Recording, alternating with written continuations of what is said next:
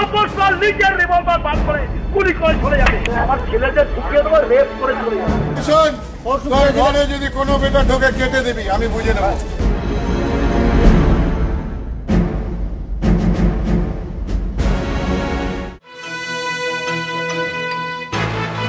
নমস্কার, আপনি দেখছেন এবিপি আনন্দ, আর আপনার সঙ্গে আমি সুমন। শুরু করছি আমাদের বিশেষ অনুষ্ঠান প্রতিপক্ষ। আজকে প্রতিপক্ষের অনুষ্ঠানের শুরুতেই আপনাদের কাছ থেকে ক্ষমা চেয়ে নেব।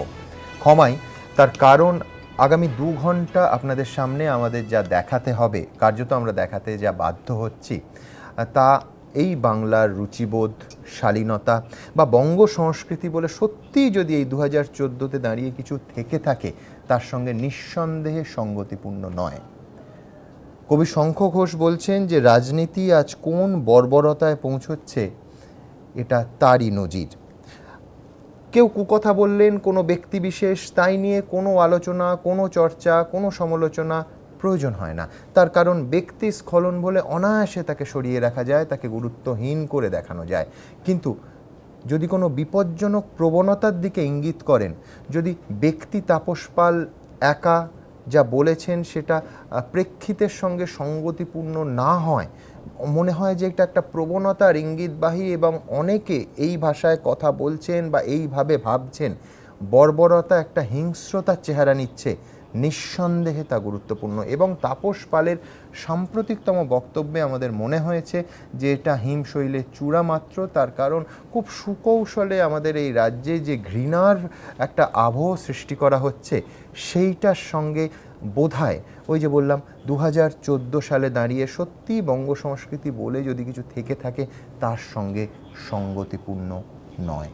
সেই নিয়ে আমাদের এই অনুষ্ঠান। প্রথমে আপনাদের দেখাবো, গতকাল অনেকে ঠাট্টা করে বলছিলেন দাদার কীর্তি। মাননীয় সাংসদ তাপস পাল যা বলেছেন আপনারা দেখেছেন। দাদার দ্বিতীয় কীর্তি দেখলে সত্যি চমকে উঠতে হয়। গতকাল আমরা দেখিয়েছি চৌমাহা গ্রামের ঘটনা। আজকে আপনাদের এই অনুষ্ঠান শুরুতে দেখাবো গোপীনাথপুরের ঘটনা। ওই একই দিনে মাননীয় সাংসদ যা বলেছেন, আমাদের মার্জনা করবেন, বহু জায়গায় আমাদের সম্পাদনা করতে হচ্ছে সামান্য শব্দ যোগ করে, কৃত্রিম শব্দ যোগ করে, কর্কশতা যোগ করে, কারণ সেই শব্দ টেলিভিশন চ্যানেলে বৈঠকখানায় বসে আপনারা দেখতে পারবেন না, শুনলে অস্বস্তি বোধ করবেন এবং টেলিভিশন চ্যানেলে সম্প্রচার করা যায় না। প্রথমে আপনাদের দেখাবো দাদার কীর্তি কোনো একটি গ্রামের বলে ফেলা, সেই সময়ের প্রেক্ষিতে হঠাৎ মাথা গরম করে বলে ফেলা, যে ধরনের ব্যাখ্যা দেয়া হচ্ছে তার থেকেও বোধহয় বেশি মাননীয় সাংসদ গোপীনাথপুরে দাঁড়িয়ে ঠিক যা বলেছেন, কিছুটা অসম্পাদিতভাবেই শুধুমাত্র কিছু কৃত্রিম শব্দ যোগ করে আপনাদের সামনে তুলে ধরব। যারা আজকে মানুষকে খুন করে তারা মানুষ হতে পারে না। মানুষ জন্মদায়ী, ওর মা কুকুরের সাথে তাই জন্ম হয়েছিল। আমি একটা কথা বলে যাচ্ছি, এই সিপিএম এর বাচ্চাদের আপনারা ছাড়বেন না। যতদিন তাপস পাল আপনাদের সাথে আছে, কোন সিপিএম এর বাচ্চাকে আপনারা ছাড়বেন না। আর মেয়েদেরও একটা কথা বলছি, বটি চেনেন? বটি দিয়ে গলা কাটতে হয়। আপনার বটিটা দিয়ে বলে এই টেনে দিন দাঁড়িটা, বরং দাঁড়িটাকে টেনে দিন। তো কেলিয়ে দাওনি কেন? কেলিয়ে দাওনি কেন? আপনার 2-4টে মার্ডার করে আমাকে দেখান দেখি। সিপিএম কে কেলিয়েছেন, মেরেছেন, দেখান দেখি। কুড়ুল দিয়ে কেটে আমাকে একটা সিপিএম এর বাচ্চাকে মেরে দেখান তো। কার বাবা আপনাদের ধরে নিয়ে যাবি দেখি, হাতে টাঙি বোঝালি দিয়ে আপনারা স্টার্ট করুন। আপনারা রাত্রিবেলায় ঘরে পাহারা দিন। ওরা তোদেরকে কেলিয়ে সোজা করে দেবে আমাদের দাদা তার তাপস পাল। তোমরা হুমকি দাও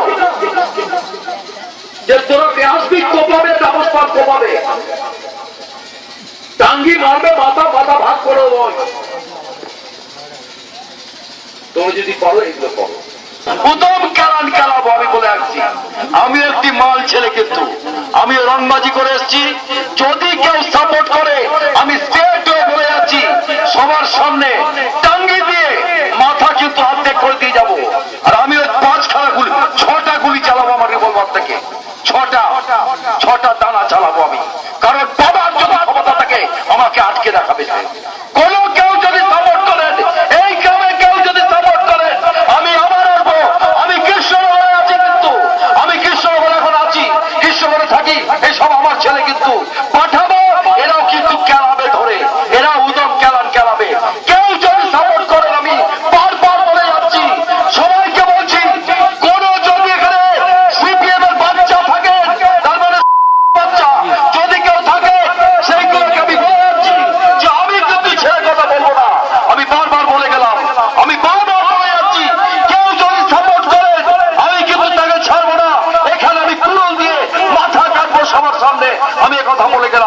আপনারা শুনলেন যে গোপীনাথপুরে মাননীয় সাংসদ তাপস পাল ওই দিনই ঠিক কী বলেছিলেন।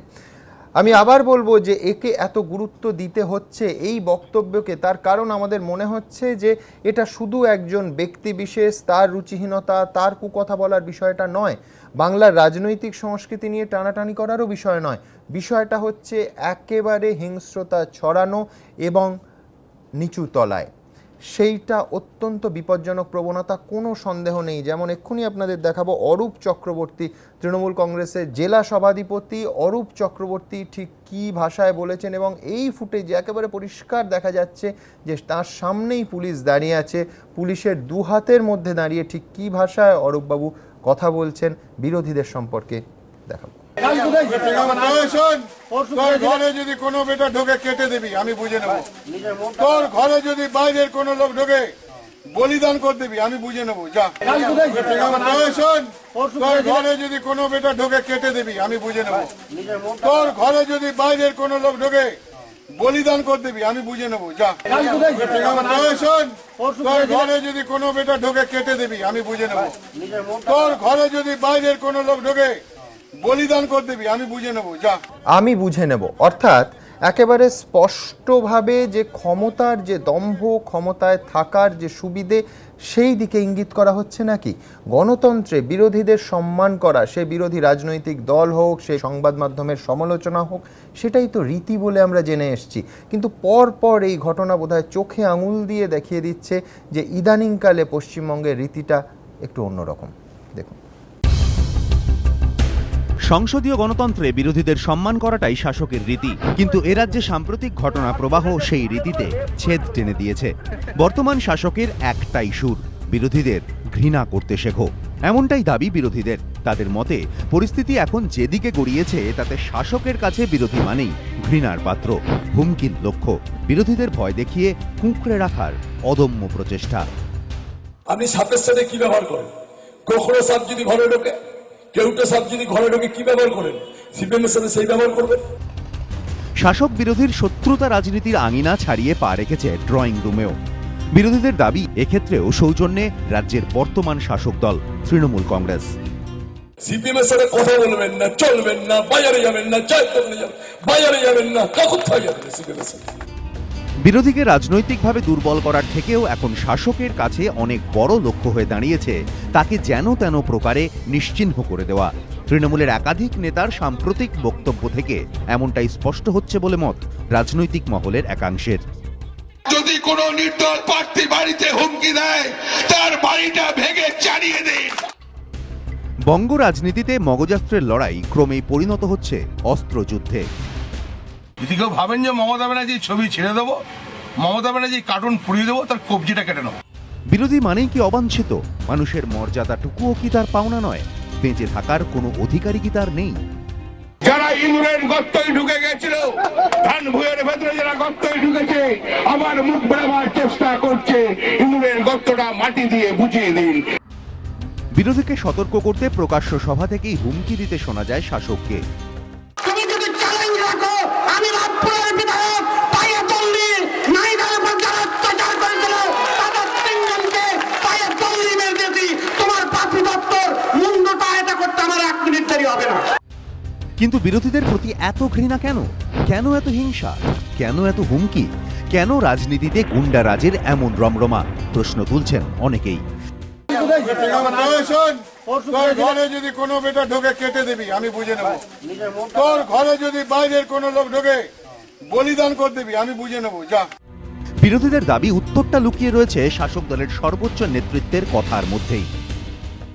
ও অনেক গুন্ডা কন্ট্রোল করি আমিও গুন্ডা টুন্ডাকে ভয় পাই না, আর এই গুন্ডার আমদানি আমায় দেখাবে না, চামদানি দিয়ে পাঠিয়ে দেবো অন্য জায়গায়।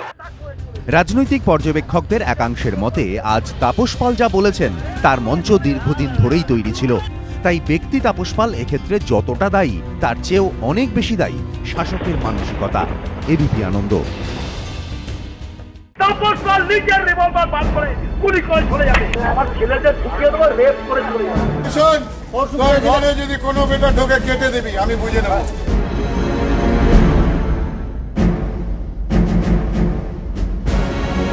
তাপস পাল নিজের রিভলভার বার করে গুলি করে চলে যাবে, আমার ছেলেদের ঢুকিয়ে দেবো, রেপ করে চলে যাবে। শোন, তোর ঘরে যদি কোনো বেটা ঢোকে কেটে দিবি, আমি বুঝে নেব।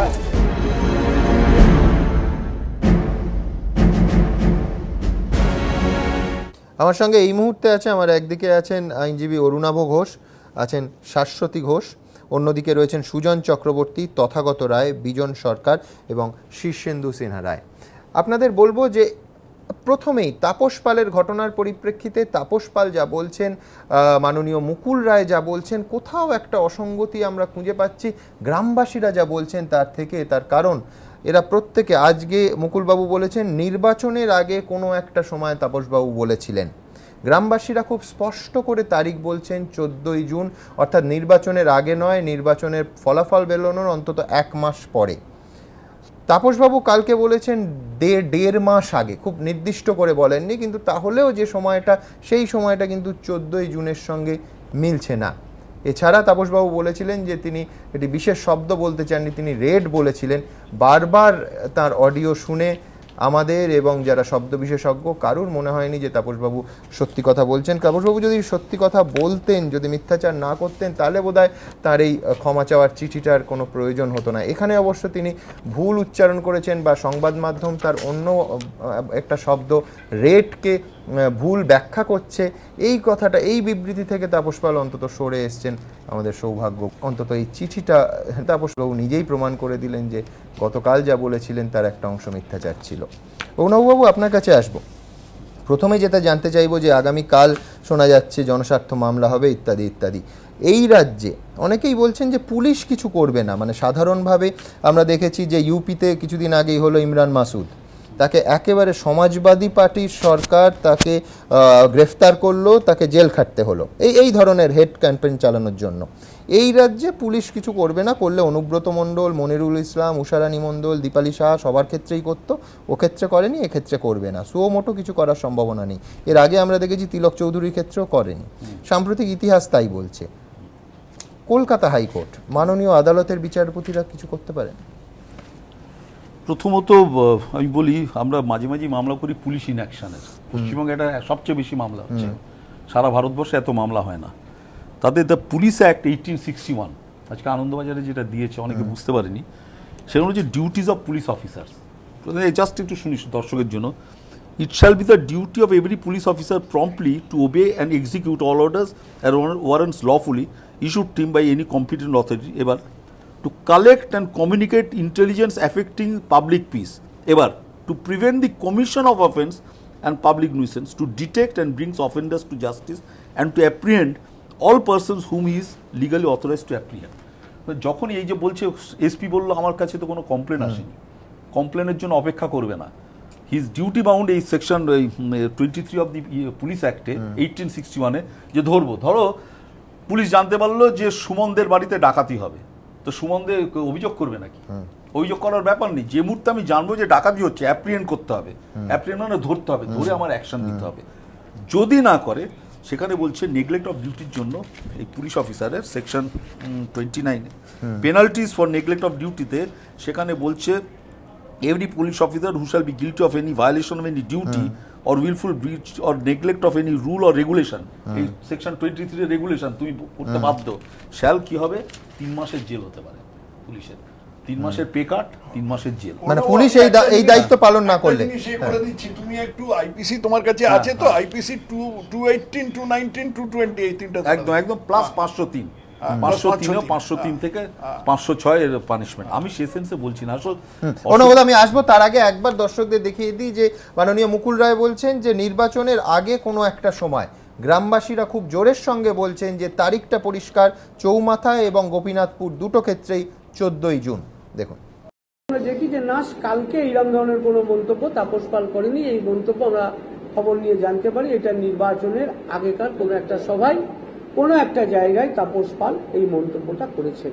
14-6 তারিখে উনি এসেছিল, এখানটায় এসে উনি অনেক বাজে কথা, মানে এখানটায় সমস্ত মেয়েদের এবং ছেলেদেরকে হুমকি দিয়ে গেছে। তাপস পাল নিজের রিভলভার বার করে গুলি করে চলে যাবে, আমার ছেলেদের ঢুকিয়ে দেবো, রেপ করে চলে যাবে। শোন, তোর ঘরে যদি কোনো বেটা ঢোকে কেটে দিবি, আমি বুঝে নেব।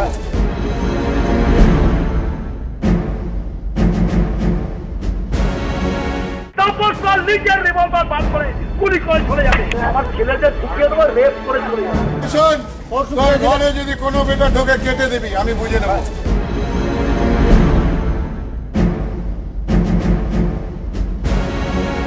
প্রশ্ন ওঠে যে তৃণমূল কংগ্রেস রাজ্যের শাসক দলকে যারা ভুল খবর দিলেন, কারণ মুকুলবাবু বলছেন যে তিনি খবর পেয়েছেন, তাদের বিরুদ্ধে কোনো শাস্তি হবে কিনা, এবং 16ই মে এ রাজ্যের নির্বাচনের ফলাফল বেরিয়েছিল এবং তার প্রায় 1 মাস পর 14ই জুনের এই ঘটনা। আপনাদের দেখাবো যে এই চৌমাহা গ্রামের গ্রামবাসীরা তারা বলছেন এই বিবৃতির পর, এই ভাষণের পর তারা আতঙ্কিত, এমনকি বাচ্চাদের স্কুলে পাঠানোর ক্ষেত্রেও সমস্যা হচ্ছে।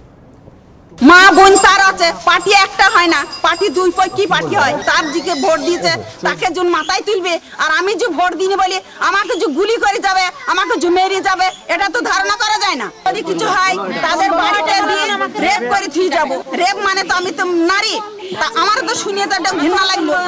আমরা হয়তো তো বাইরে যেতে পারছি না, বাচ্চারা স্কুলে তাদের পেছনে ছুটতে হচ্ছে, তো আমরা ভয় নাকি আছি।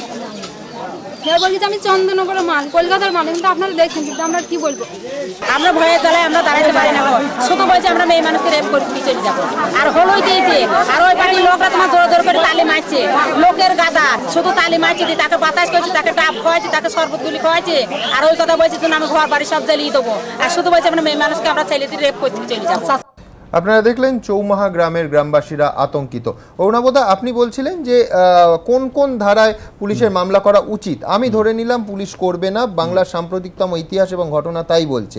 আদালত পুলিশকে নির্দেশ দিতে পারে, যেমন অনুব্রত বাবুর ক্ষেত্রে সিউড়ি আদালত বলেছিল এই ধারায় তোমরা মামলা করো এবং গ্রেফতার করার জন্য অনুমতি প্রয়োজন নেই। না, আমি বললাম তো সেকশন 23 অফ দি পুলিশ অ্যাক্টে আমরা পুলিশ ইনঅ্যাকশন নিয়ে মামলা করি। যে কোনো লোক এসে বলতে পারে যে আমার গ্রামে আমি ফিল করছি যে আমি সিকিউরিটি ভুগছি, ইনসিকিউরিটিতে, সেখানে করতেই পারে। পাবলিক ইন্টারেস্ট লিটিগেশন করার দরকার নেই, ওই গ্রামের লোক এলেও করতে পারে, যে পুলিশের ইনঅ্যাকশন।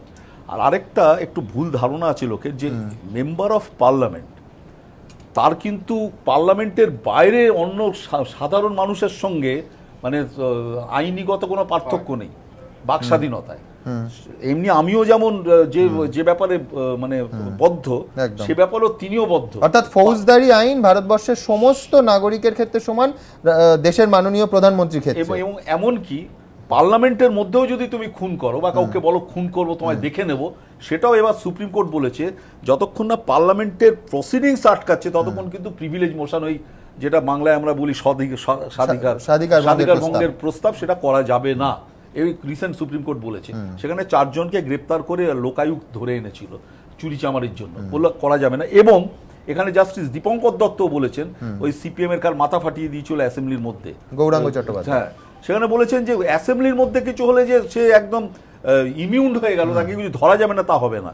তো এখানে তাপস পাল যা করেছে সেটা অরুণাভ ঘোষ করলে যদি অ্যারেস্ট হতো, পুলিশের উচিত তাকে অ্যারেস্ট করে, অ্যারেস্ট অন্তত তার জিজ্ঞাসাবাদের জন্য ডাকা উচিত, আপনি এটা বলেছেন কিনা। পুলিশ যদি না করে তাহলে পুলিশ ইনঅ্যাকশন হচ্ছে, পুলিশ তার ডিউটিতে গাফিলতি করছে। অর্থাৎ অরুণাবদা, ইমরান মাসুদের ক্ষেত্রে অখিলেশ যাদবের সরকার যা করেছিল, এইখানেও পশ্চিমবঙ্গ সরকারের এক্স্যাক্টলি তাই করা উচিত। কিন্তু ব্যাপার দ্বারা হচ্ছে না তো। এই যে মনিরুল নাকি সে বলছে পায়ে পিষে মেরে ফেলবো, পায়ে পিষে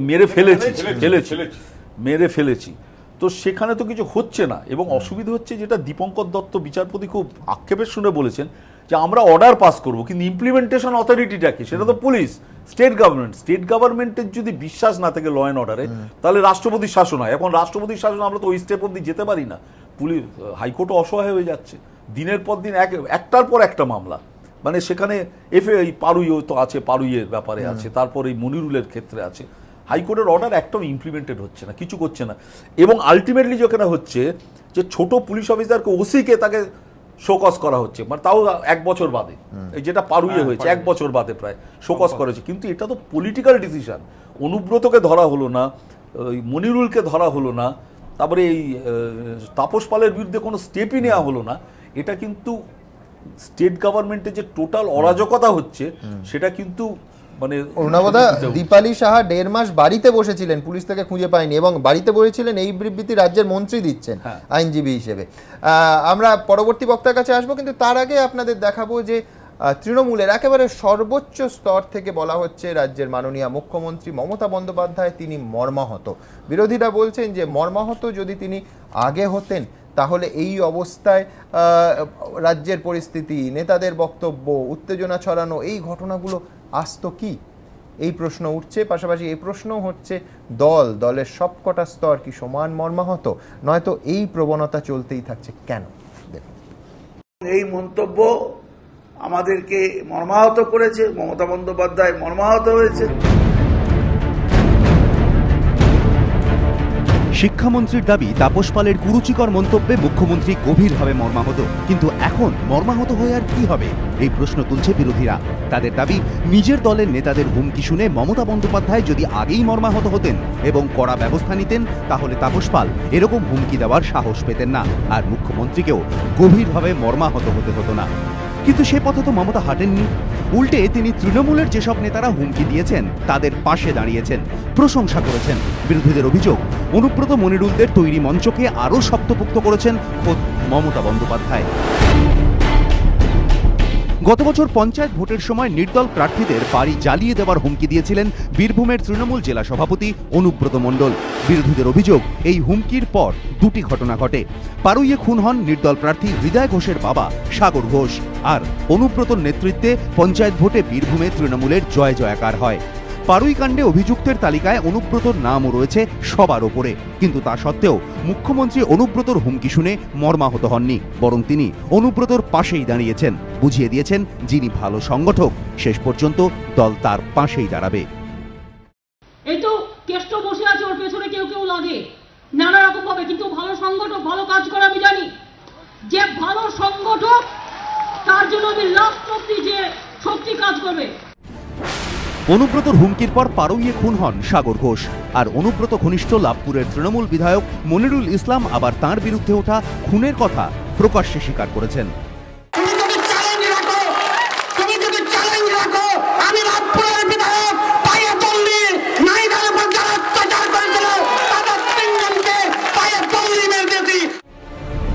এরপরও মুখ্যমন্ত্রী কিন্তু মর্মাহত হননি। বিরোধীদের দাবি যদি মর্মাহত হয়ে অনুব্রত মনিরুলদের বিরুদ্ধে কড়া ব্যবস্থা কখন নিতেন তাহলে কিন্তু আর আজ তাপস পালরা এভাবে হুমকি দেওয়ার সাহস পেতেন না।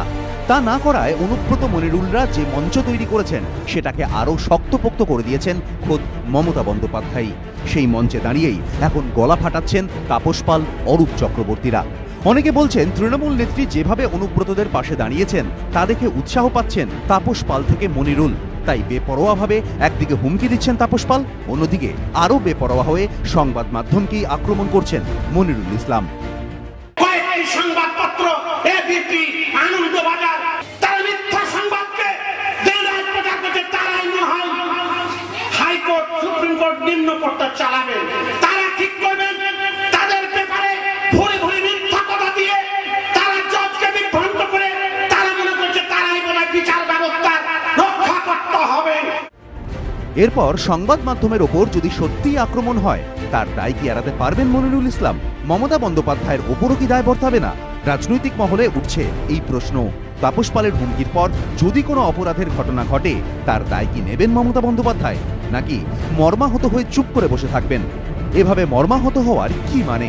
সত্যিই মুখ্যমন্ত্রী মর্মাহত হয়েছেন তো? প্রশ্ন তুলছেন বিরোধীরা। এবিপি আনন্দ। অবসরপ্রাপ্ত বিচারপতি ভগবতী প্রসাদ বন্দ্যোপাধ্যায় আমাদের সঙ্গে এই মুহূর্তে এই অনুষ্ঠানে যোগ দিয়েছেন। ভগবতী প্রসাদ বাবু, আপনার কাছে যেটা জানতে চাইবো যে এক্ষেত্রে কি করণীয়? প্রথম করণীয় ছিল পুলিশের, এখনো পর্যন্ত পুলিশ কোনো ব্যবস্থা নিয়েছে বা ব্যবস্থা নেবে এরকম ইঙ্গিতও নেই। এবং পশ্চিমবঙ্গের সাম্প্রতিক ইতিহাস আপনারা জানেন যে অনুব্রত মণ্ডল, মনিরুল ইসলাম, উষারানী মণ্ডল, দীপালি সাহা, বেশ কয়েক মাস আগের তিলক চৌধুরী, কারুর বিরুদ্ধে পুলিশ ব্যবস্থা নিয়েছে সুমোটো, এরম ঘটনা নেই। কালকে একটা জনস্বার্থ মামলা হতে পারে, আদালতের পক্ষে পুলিশকে নির্দেশ দেওয়া কি সম্ভব? না, দেখুন, এখানে section 155 of the criminal procedure কোডে বলা আছে information as to the non cognizable offences and investigation of such cases. এখানে বলা হচ্ছে যে নন কগনিজেবল কেসে ওয়ান ক্যান ফাইল মানে FIR before the magistrate, and magistrate permission দিলে তখন পুলিশ তার এগেন্সে কেস নিতে পারবে।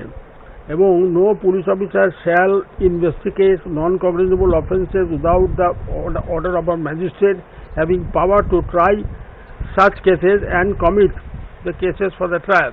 Any police officer receiving such an order may exercise যা পাওয়ার আছে নিতে পারবে। তার মানে এখানে পুলিশ সুমোটো পারবে না, পুলিশকে কোনো কগনিজেবল নিতে গেলে ম্যাজিস্ট্রেটের পারমিশন নিতে হবে 155-এ। This is the position under the আমাদের ক্রিমিনাল প্রসিডিউর কোডে। নিজের রিভলভার বার করে গুলি করে চলে যাবে, আমার ছেলেদের ঢুকিয়ে দেবো, রেপ করে চলে যাবে। তোর ঘরে যদি কোনো বেটা ঢোকে কেটে দিবি, আমি বুঝে নেব।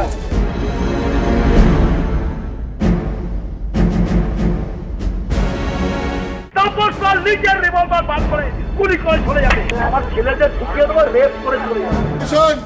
তোর ঘরে যদি কোনো বেটা ঢোকে কেটে দিবি, আমি বুঝে নেব।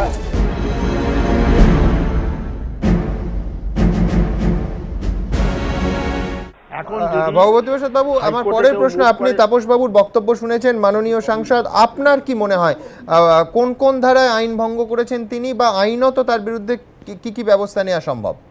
কারণ হচ্ছে তিনি যেভাবে কথাবার্তাগুলো বলেছেন সেগুলো কে বলা যেতে পারে মানে অ্যাবিউজ করেছেন, কোশ্চেন অফ অ্যাবিউজ আছে। আর 2 নম্বর হচ্ছে তিনি সাধারণ মানুষকে আক্রমণ করেছেন, ইনসাইটিং পিপল টু ক্রাইম হচ্ছে। কারণ সাধারণ মানুষ যারা ক্রাইম করতে চায় না তাদের বিরুদ্ধে মানে প্রকারান্তরে ওয়েজিং ওয়ার, এবং যেসব কথাবার্তাগুলো বলেছেন সে কথাবার্তাগুলোকে বলা যাবে অ্যাবিউজ। অ্যাবিউজ মানে হচ্ছে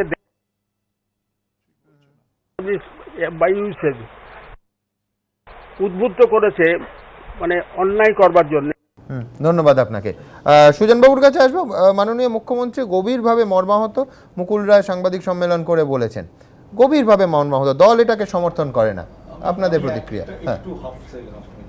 আমি বলে রাখি, আমি যখন ছাত্র পরিষদ করতাম সেন্ট্রাল ক্যালকাটায়, সোমেন মিত্র বনাম সুব্রত মুখার্জির একটা ছোট বোমাবাজি হয়েছে। সিদ্ধার্থ রায় এই দলের 12 জন ও দলের 12 জনকে মিশা করে দিয়েছিল, 22 মাস আটকে রেখেছিল। সেন্ট্রাল ক্যালকাটায় বন্ধ হয়ে গেল বোমাবাজি। ফাটাকেষ্ট যে আর কি ওয়ান অফ দি মানে রিগিং করে যে অভিযোগ আছে জেতাবার, তাকে কিন্তু জেলে পুরে দিয়েছিল, বাটার থেকে 5,000 টাকা চেয়েছিল বলে, নেয়নি বলে। তা মমতা ব্যানার্জি এটা পারেন না? সুজনবাবু, আমি আসবার আগে একটা ফোন পেলাম ভাঙড়ের সাতভাইয়া বলে একটা গ্রাম, সেখানে আজকে দুপুরে খুন হয়েছেন সম্ভবত মীর কুতুব, বছর 40 বয়স।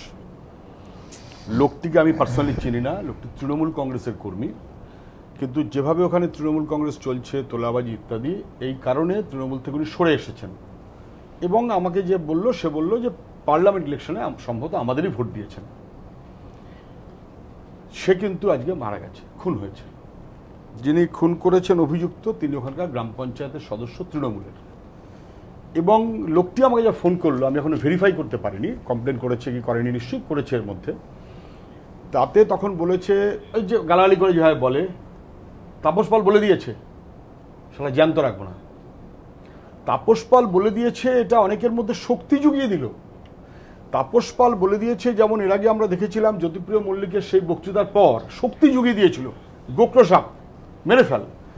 গতকালকে তাপস পাল এটা বলার পর, আমি জানি না এটাই প্রথম ঘটনা কিনা, মীর কুতুব, বছর 40 বয়স, সাতভাইয়া গ্রাম, ভাঙড়, 12:30-1টা নাগাদ আজ দুপুরে ঘটনা ঘটেছে। এবং আমার শোনা অনুযায়ী তাপস পালের নাম করে, নাম বলুক না বলুক সেটা কথা না, যে কন্ডিশনে সব এটা চলছে, এটা একা তাপস পালের প্রসঙ্গ নয়, আপনি কারেক্টলি বলেছেন। তাপস পাল নিজের রিভলভার বার করে গুলি করে চলে যাবে, আমার ছেলেদের ঢুকিয়ে দেবো, রেপ করে চলে যাবে। তোর ঘরে যদি কোনো বেটা ঢোকে কেটে দিবি, আমি বুঝে নেব।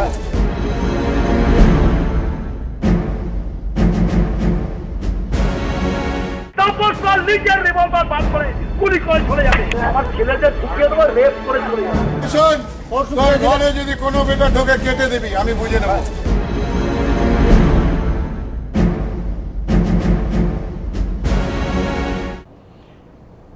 তাপস পাল যা বলেছে, আমি তো শব্দগুলো উচ্চারণ করতে পারবো না। যেমন আপনারা বেশ কিছু উচ্চারণ করতে পারেন, উচ্চারণ করা যায় না, অসম্ভব।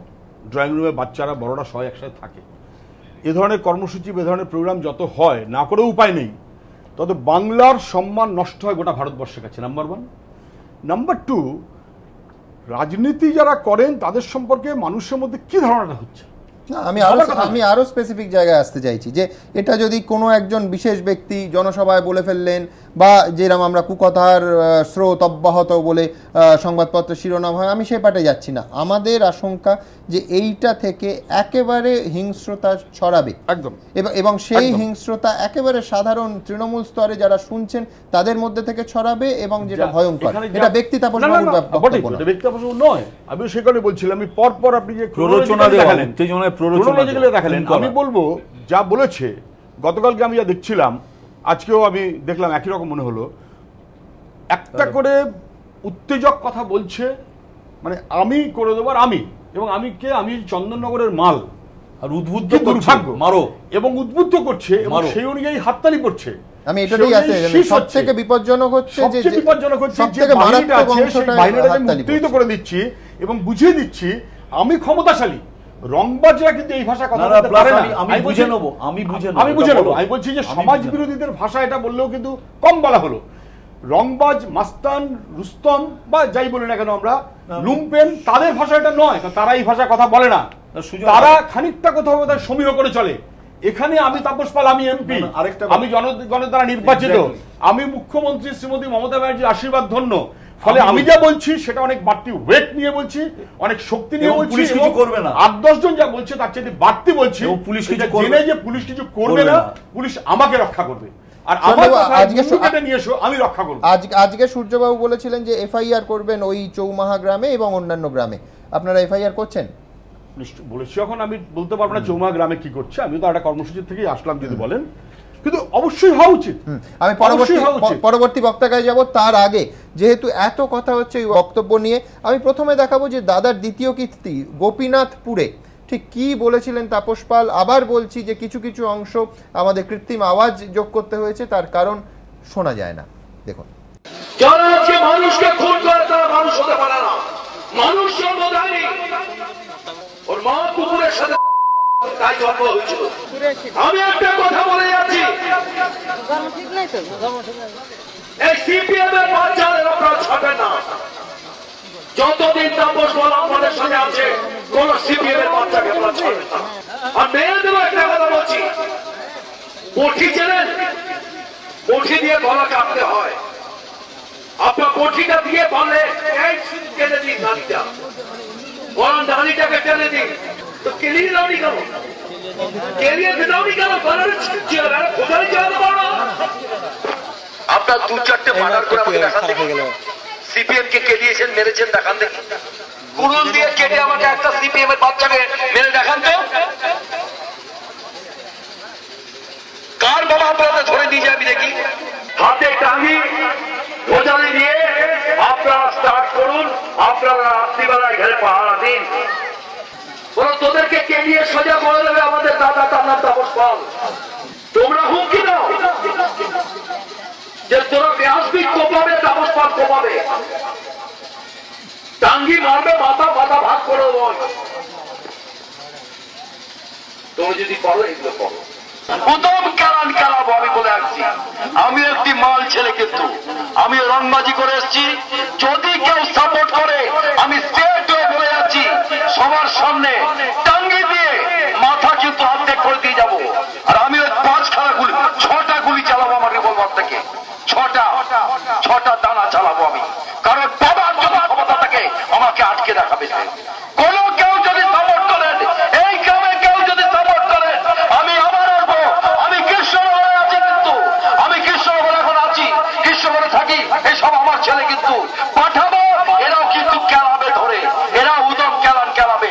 কেউ যদি সাপোর্ট করেন, আমি বারবার বলে যাচ্ছি, সবাইকে বলছি, কোন যদি এখানে সিপিএম এর বাচ্চা থাকে, তার মানে বাচ্চা যদি কেউ থাকে, সেইগুলোকে আমি বলে যাচ্ছি যে আমি কিন্তু ছেড়ে কথা বলবো না। আমি বারবার বলে গেলাম, আমি বারবার বলে যাচ্ছি, কেউ যদি সাপোর্ট করে আমি কিন্তু তাকে ছাড়বো না। এখানে আমি কুড়ুল দিয়ে মাথা কাটবো সবার সামনে, আমি কথা বলে গেলাম। তথাগতদা, কেন্দ্রীয় সরকারের তরফে আজকে রাজ্য সরকারকে একটা চিঠি পাঠানো হয়েছে এবং তাতে কেন ব্যবস্থা নেওয়া হয়নি এবং তিনি কি বলেছেন এই বিস্তারিত রিপোর্ট চাওয়া হয়েছে। কেউ বলতেই পারেন যে কেন্দ্র সরকার রাজ্যের আইন শৃঙ্খলা রাজ্যের এখতিয়ারভুক্ত, সেখানে হস্তক্ষেপ করলেন। এই কথার জবাব দেওয়ার আগে আমি দুটো জিনিস বলার লোভ সামলাতে পারছি না। আজকে আমি টুইটারে একটা কবিতা এবং একটা ছোট মন্তব্য পেয়েছি। একটা হচ্ছে, কে ধরেছে, কে মেরেছে, কে দিয়েছে গাল, লোক পাঠিয়ে রেপ করাবে এমপি তাপস পাল, এইটা একটা। আর দ্বিতীয়টা হচ্ছে, কন্যাশ্রী হয়েছে, শিক্ষাশ্রী হয়েছে, এবার ধর্ষণশ্রী দেওয়া হবে রাজ্য সরকারের তরফ থেকে। আচ্ছা, এবার প্রশ্নটায় আসি যে কেন্দ্রীয় সরকারের তরফ থেকে চাওয়া হয়েছে কারণ এই রাজ্যে একটা অস্বাভাবিক অবস্থা বিরাজ করছে। এই অস্বাভাবিক অবস্থার পরিপ্রেক্ষিতে কেন্দ্র থেকে চেয়েছে এবং ঠিক করেছে। এইটার উত্তরে যদি মমতা ব্যানার্জি সরকার বলে যে আমরা জবাব দেব না, আমরা দেখি কে কেন্দ্র দেখুক কি করে। এছাড়া আরও কতগুলো কথা বলার আছে। যে জিনিসটা হলো যে এটাকে আমরা প্রথমেই বাদ দিয়ে দিতে পারতাম, একটা নোংরা চরিত্রের লোক কিছু নোংরা কথা বলেছে। তাপস পালের চরিত্র আমরা জানি, তার কিছু পারিবারিক ডিলিংয়ে এই ব্যাপারটা জানা গেছে, সেটার মধ্যে আমরা যাচ্ছি না। কিন্তু কেন এরকম কথা বললো, এটা যে মদ্যপান করে বলেনি, কেউ কেউ ভাবছেন হয়তো মদ্যপান করে বলেছে। মদ্যপান করে যে বলেনি সেটা খুব পরিষ্কার বোঝা যাচ্ছে, কারণ গলার কিছু জায়গায় যেখানে গলার স্বরটা ডিকশন চেঞ্জ হচ্ছে, সেখানে যেভাবে ঠান্ডা মাথায় কথা বলছে সেটা কিন্তু মদ্যপের গলা নয়, অতএব ঠান্ডা মাথায় বলছে। কেন বলেছে না, এবং যে দুটো জায়গা আমরা দেখাচ্ছি, চৌমাথা এবং গোপীনাথপুর, চৌমাহা এবং গোপীনাথপুর দুটোর মধ্যে একটা দীর্ঘ জায়গা আছে। মানে আমি বলছি যে কোনো সাময়িক ভাবে তিনি নেশা টুর হয়ে একটা জায়গায় বলে ফেলেছেন, ব্যাপারটা ঠিক এইরকম নয়। ঠিক তা 2 ঘন্টায় নেশা কেটে যাবার কথা। যদি এক জায়গায় নেশা হয়েও থাকে তাহলে দ্বিতীয় জায়গায় গিয়ে নেশা কেটে যাবার কথা।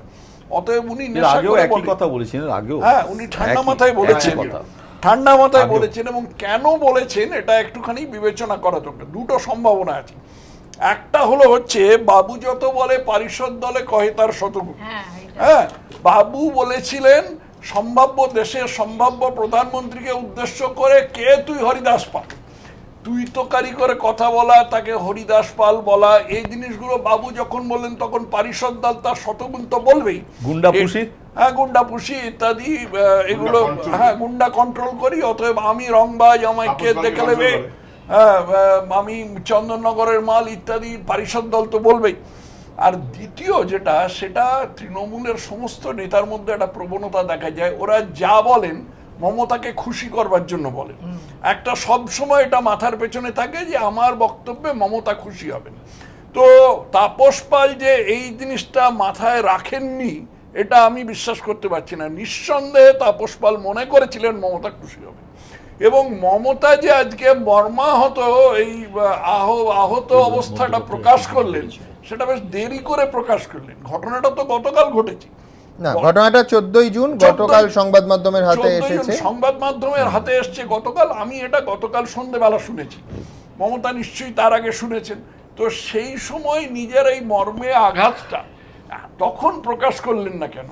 আজকে যখন সমস্ত সংবাদ মাধ্যমে এর তীব্র সমালোচনা বেরোচ্ছে, গোটা দেশ যখন এই ধিক্কারে উদ্যত, তখন মমতা মর্মাহত প্রকাশ করলেন। এবং মর্মাহতই শুধু করলেন আর কি। সুজনবাবু কিছু মনে করবেন না, এই আবার মেধাবী আমি একবার আপনাকে আটকাবো। তার কারণ হচ্ছে যে যেখানে তথাগতদা যে অবধি পৌঁছলেন সেটা হচ্ছে দলের প্রতিক্রিয়া। নিঃশর্ত ক্ষমা চেয়েছেন তাপস পাল এবং শাস্তিদানের প্রক্রিয়া বা পরবর্তী পদক্ষেপের প্রক্রিয়াটা শুরু হয়েছে। অনেকেই বলছেন এই নিঃশর্ত ক্ষমা প্রার্থনাতেই এই গোটা শাস্তিদানের প্রক্রিয়াটা শেষ হয়ে যাবে, আশঙ্কা। দেখুন, তার এই বক্তব্যে মমতা বন্দ্যোপাধ্যায় শুধু পেইন্ট হননি, তিনি শকড হয়েছেন। আমার ছেলেদের ঢুকিয়ে দেবো, রেপ করে চলে দলীয় সাংসদের প্রকাশ্য হুমকিতে মমতা বন্দ্যোপাধ্যায় নাকি শকড, এমনটাই দাবি মুকুল রায়ের। যদিও তাপস পালকে নিয়ে দলের সিদ্ধান্তে তার কোনো প্রতিফলন দেখা গেল না। যার ধর্ষণের হুমকিতে দেশ জুড়ে সমালোচনার ঝড়, তার কাছ থেকে শুধুমাত্র নিঃশর্ত ক্ষমা আদায় করেই আপাতত ক্ষান্ত দিল তৃণমূল শীর্ষ নেতৃত্ব। তাপস পাল দলকে চিঠি দিয়েছে এবং সবাইকে চিঠি পাঠিয়েছে এবং সে সমস্ত মানুষের কাছে তার এই বক্তব্যের জন্য নিঃশর্তে ক্ষমা প্রার্থনা করেছে। প্রকাশ্যে ধর্ষণ, গুলি করার হুমকি, আর তার জন্য কিনা শুধুই নিঃশর্ত ক্ষমা প্রার্থনা? এই কেমন বিচার? প্রশ্ন তুলছে বিরোধীরা। সেই সঙ্গে তাদের কটাক্ষ, তাপস পালের হুমকিতে মমতা কতটা মর্মাহত তা স্পষ্ট হয়ে গেল। তাদের একটাই দাবি, গ্রেপ্তার করতে হবে তৃণমূল সাংসদকে। লোকসভা ভোটের আগে উত্তরপ্রদেশের সাহারানপুরের কংগ্রেস প্রার্থী ইমরান মাসুদ খুনের হুমকি দেওয়ায় তাকে যদি জেলে যেতে হয়, তাহলে প্রকাশ্যে গুলি চালানো ও ধর্ষণের হুমকি দেওয়ার জন্য তৃণমূল সাংসদকে কেন গ্রেফতার করা হবে না? তিনি শাসক দলের সাংসদ বলে কি ছাড় পেয়ে যাবেন? প্রশ্ন বিরোধীদের। তাদের আরও দাবি, তাপস পাল যে হুমকি দিয়েছেন তা হিংসায় প্ররোচনা ছাড়া আর কিছুই নয়। তারপর চিঠি লিখে ক্ষমা প্রার্থনা করলেই কি সব মাফ? কেন পুলিশ মন্ত্রী মমতা বন্দ্যোপাধ্যায়ের পুলিশ কৃষ্ণনগরের তৃণমূল সাংসদকে গ্রেফতার করবে না? কেন মহিলা সুরক্ষাকে অগ্রাধিকার দেওয়ার কথা বলেন যে মমতা বন্দ্যোপাধ্যায়, তিনিই দলের সাংসদকে সাসপেন্ড করবেন না? প্রশ্ন তুলছে বিরোধীরা। এবিপি আনন্দ। কুড়ুল দিয়ে কেটে আমাকে একটা সিপিএম এর বাচ্চাকে মেরে দেখান তো, কার বাবা আপনারা ধরে নিয়ে যাবি দেখি। তাপস পাল নিজের রিভলভার বার করে গুলি করে চলে যাবে, আমার ছেলেদের ঢুকিয়ে দেবো, রেপ করে চলে যাবে। শোন, তোর ঘরে যদি কোনো বেটা ঢোকে কেটে দিবি, আমি বুঝে নেব।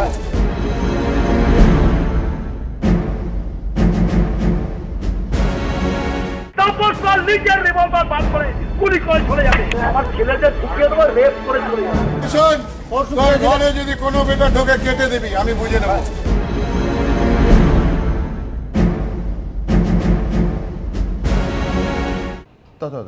না, আমার একটা কথা খালি বাকি ছিল, সুজন কিছু মনে করবেন না। এই যে মেধাবী ছাত্রীর পরিচয় মমতা আবার দিয়েছে, অর্থাৎ সুজন বাবুরা যেরকম এক একটা কাণ্ড করতেন আর তারপর বলছেন আমরা ভুল স্বীকার করেছি। যেন ভুল স্বীকার করলে জনতা সরিয়ে দিয়েছে, তুলনা হয় না, শব্দবন্ধ সে কোনো তুলনাই হতে পারে না। আমি তুলনা করছি না, না তুলনা, আচ্ছা ঠিক আছে বাদ দিলাম, ঠিক আছে বাদ দিলাম। কিন্তু আজকে মমতা যদি শুধু নিজে মর্মাহত বলে এই জিনিসটাকে কাটিয়ে যেতে চান এবং মনে করেন যে এইখানে এই চ্যাপ্টারটা শেষ হয়ে গেল, অত্যন্ত বিনয়ের সাথে আমি মমতাকে বলবো চ্যাপ্টার শেষ হয়নি, চ্যাপ্টার শুরু হলো। কারণ এই জিনিস আপনি আরম্ভ করেছিলেন ভবানীপুর থানা থেকে নিজে গিয়ে আসামি ছাড়িয়ে, এবং তারপরে এই জিনিসটা হয়েছে। এই যে অনুব্রত মণ্ডল বা অরূপ চক্রবর্তী এরা যে সমস্ত কথা বলেছেন, এবং তার মধ্যে একটা প্রচ্ছন্ন ব্যাপার আছে যে যাই করুন না কেন পুলিশ কিছু করবে না। এই যে পুলিশ কিছু করবে না, এই জিনিসটার মধ্যে এই পুলিশকে কুক্ষিগত করে নেওয়া, পুলিশের দলীয় কাজে পুলিশকে ব্যবহার করা, এই জিনিসটা প্রচ্ছন্ন আছে। এবং এইটা আজকে পশ্চিমবঙ্গের সবচেয়ে বড় সর্বনাশ করেছে, দলীয় কাজে পুলিশ প্রশাসনকে অপব্যবহার করা। এইটা গণতন্ত্রের বিরোধী। গণতন্ত্রের, আমাদের গণতন্ত্রের একটা মূল কথা হচ্ছে যারা পার্মানেন্ট সিভিল সার্ভেন্ট, যারা সরকারি চাকরি করে, তারা রাজনৈতিকভাবে নিরপেক্ষ থাকবে।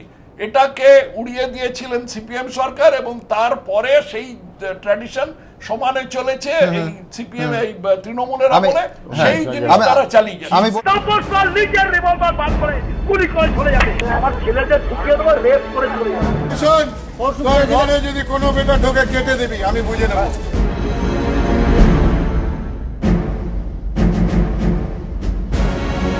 তাপস পাল নিজের রিভলভার বার করে গুলি করে চলে যাবে, আমার ছেলেদের ঢুকিয়ে দেবো, রেপ করে চলে যাবে। শোন, তোর ঘরে যদি কোনো বেটা ঢোকে কেটে দিবি, আমি বুঝে নেব।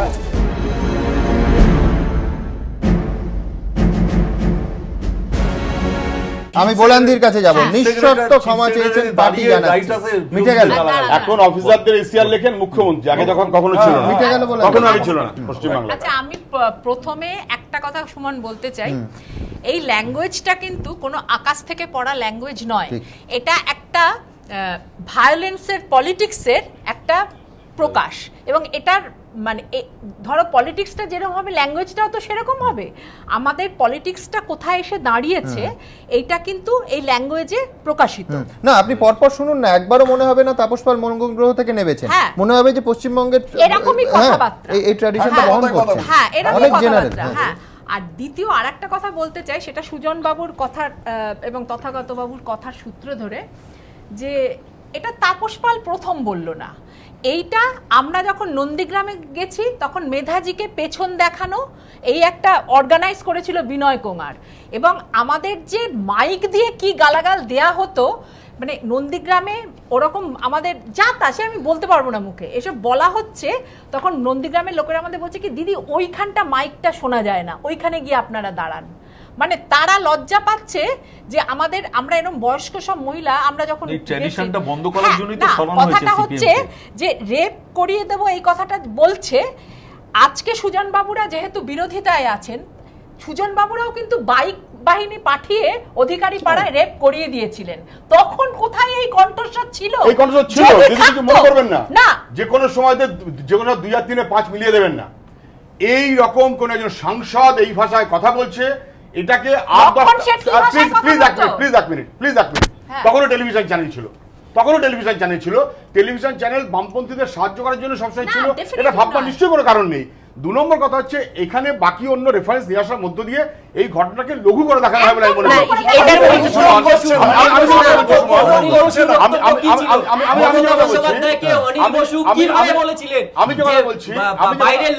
আমি শেষ করিনি, আমি যে কথাটা বলছি কিন্তু এখানে ওই দলের মধ্যে ক্ষমার প্রশ্ন নয়, এটা বাস্তবে যেটা দাঁড়াচ্ছে, এটা মুখ্যমন্ত্রী যেভাবে গত কয়েক বছরে সবাইকে প্রমোট করেছে, পাবলিকলি মুখ্যমন্ত্রী ক্ষমা চাওয়া উচিত।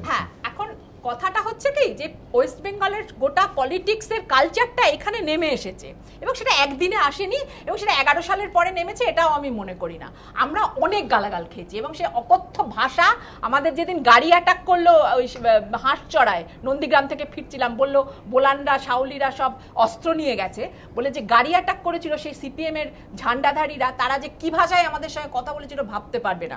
লক্ষণ শেঠ বাচ্চা ছেলেদের দাঁড় করে দিয়েছিল, শুনুন, গাড়ি থেকে আমি তার সেই ছেলেটির জেঠিমার বয়সী, মায়ের বয়সী না, জেঠিমার বয়সী, আমার শাড়ি ধরে টানছে, এই সমস্ত অভিজ্ঞতা আমাদের হয়েছে। কাজেই ওয়েস্ট বেঙ্গলের পলিটিক্সটা আজকে সেই জায়গায় তিলে তিলে পরিবর্তন হলো। কথাটা হচ্ছে যে এই সমস্ত ব্যবস্থাটা থেকে আমরা বেরোতে চেয়েছিলাম, এই সমস্ত অসভ্যতা থেকে আমরা বেরোতে চেয়েছিলাম।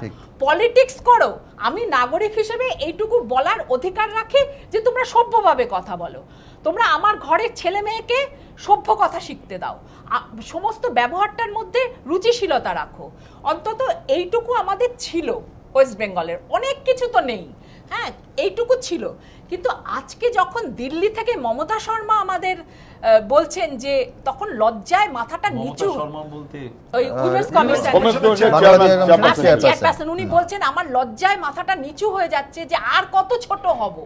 হ্যাঁ, এটা তো আমার বাংলার কালচার নয়, এটা আমার গ্রামের লোক এই ভাষায় কথা বলেন না, এটা অন্যায় কথা বলা হচ্ছে, যে এটা টোটাল একটা এটা না, আমি বলছি যেটা এটা টোটাল একটা লুম্পেনাইজেশন হয়েছে, এবং এই টোটাল লুম্পেনাইজেশনটা একেবারে শুরু হয়েছে সাংসদ থেকে, শেষ হয়েছে কাউন্সিলরে এসে। এবং বলেন যে আপনার মনে হয় না যে এই গ্রামের লোক, আপনি যথার্থই বললেন এই ভাষায় কথা বলে না, কিন্তু একের পর এক নেতারা ওপর থেকে যদি এই বানিয়ে আসে তখন তারা এই ভাষায় কথা বলবে, হ্যাঁ বলবে। এবং সবচেয়ে কি ভয়াবহ জিনিসটা হচ্ছে যে একটি শিশু এর মধ্যে যখন বড় হচ্ছে, আমি একটা কামদুনির লেখা লিখেছি, হয়তো দেখেছো, কামদুনিতে গিয়ে আমার যে জিনিসটা মানে মনে হলো প্রথমে, যে এই শিশুটা যখন এই যে বড় হচ্ছে এই ভাষা শুনে, হ্যাঁ এই অ্যাটিটিউড দেখে, ভাষার থেকেও অ্যাটিটিউড, হ্যাঁ ভাষাটা হয়তো যদি বা আমি ক্ষমা করে দিলাম, এই অ্যাটিটিউডটা দিয়ে সে বড় হচ্ছে, এইটাই আমি বলতে চাইছি যে এই যে পলিটিক্স অফ ভায়োলেন্স, এটা যে কতদূর পার্কোলেট করছে এটা আমরা আজকে কল্পনাই করতে পারছি না। আমার প্রথম কথা হচ্ছে মনে হয় একটাই প্রতিকার, সেটা হচ্ছে প্রশাসনকে প্রশাসনের কাজ করতে দেবে।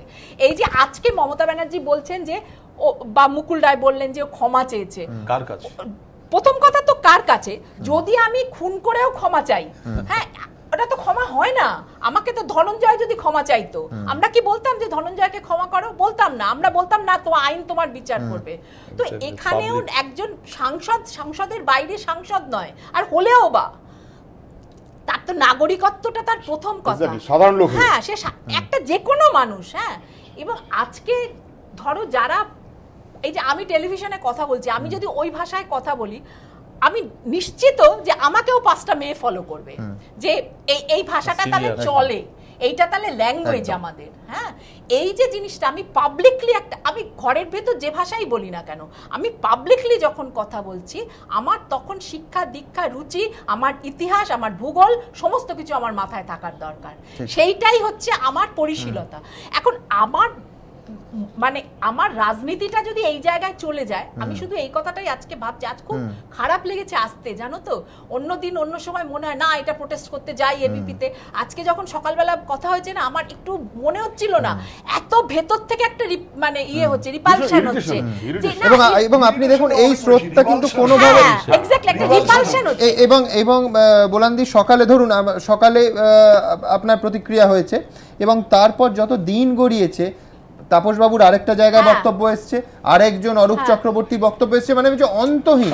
এবং আমি বুঝতে পারছি যে আমি ক্রমশ একটা নামতে নামতে কাদার তলায় চলে যাচ্ছি, এটা তো আমি ফিল করছি। হ্যাঁ, এবং আমি ফিল করছি যে আমার তো বয়স হয়ে গেছে, আমায় ছেড়ে দাও। এই যে ছোট ছোট ছেলে মেয়েরা যে এই যে নামতে নামতে একেবারে পাতালে গিয়ে নামছে, এর কি হবে? এবং মনে হবে এইটাই বোধহয় বাংলার ভাষা, এইভাবেই বলা যায়। এবং গোটা ভারতবর্ষ মনে করছে যে তোমার এমপি যদি এই ভাষায় কথা বলে, তোমার এই যে চিফ মিনিস্টারের ভাষা নিয়ে বলছো, আমি অবাক হয়ে গেলাম। মুখ্যমন্ত্রী হবার জন্য যার এত আকুলতা, যিনি এত লড়াই করেছেন, হ্যাঁ, তিনি বলছেন বিধানসভায় যখন ইচ্ছে আসবো। এটা তিনি বলতে পারেন না। মানে বিধানসভার একটা সম্মান আছে, আমি মনে করি বা না করি, বিধানসভার সম্মানটা যে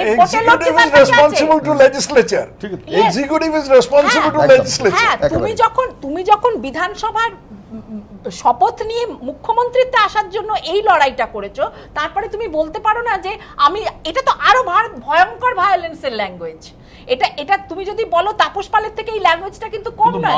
যখন ইচ্ছে যাবো, একটা উত্তর আমায় দিন। কে এই কথাটা বলার অধিকারই তো তোমার নেই। Who are you to say this? তুমি আমার বিধানসভাকে অসম্মান করতে পারো না, তুমি আমার দেশবাসী যারা পাঠিয়েছে তাদের অসম্মান করতে পারো না। একটা জিনিস জিজ্ঞেস করছি আপনাকে, এরা তো ভোটে জিতেছে, হ্যাঁ, ডেফিনিটলি সেই মানুষের কাছে গিয়ে তো বলছে যে তোমার বাড়িতে রেপ হবে।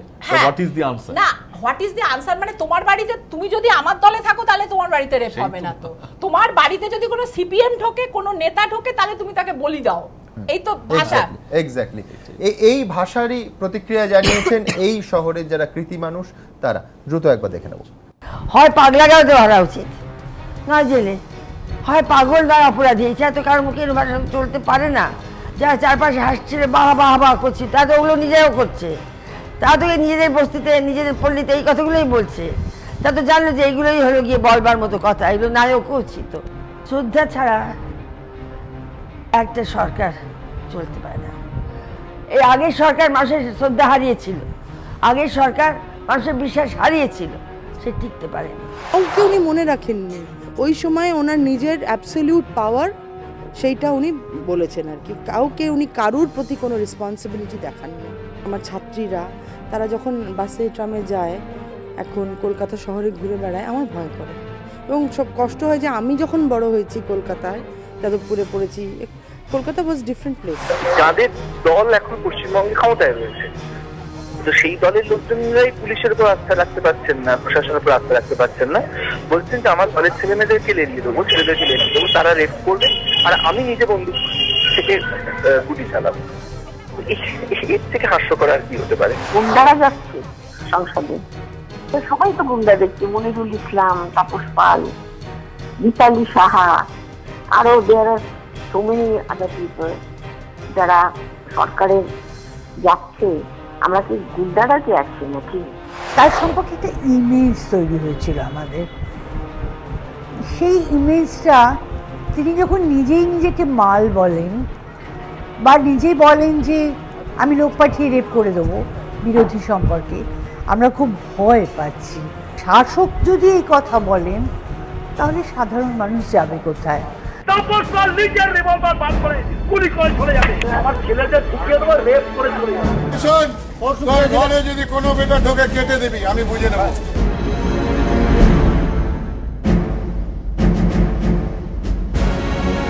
তাপস পাল নিজের রিভলভার বার করে গুলি করে চলে যাবে, আমার ছেলেদের ঢুকিয়ে দেবো, রেপ করে চলে যাবে। ঘরে যদি কোনো বেটা ঢোকে কেটে দিবি, আমি বুঝে নেব।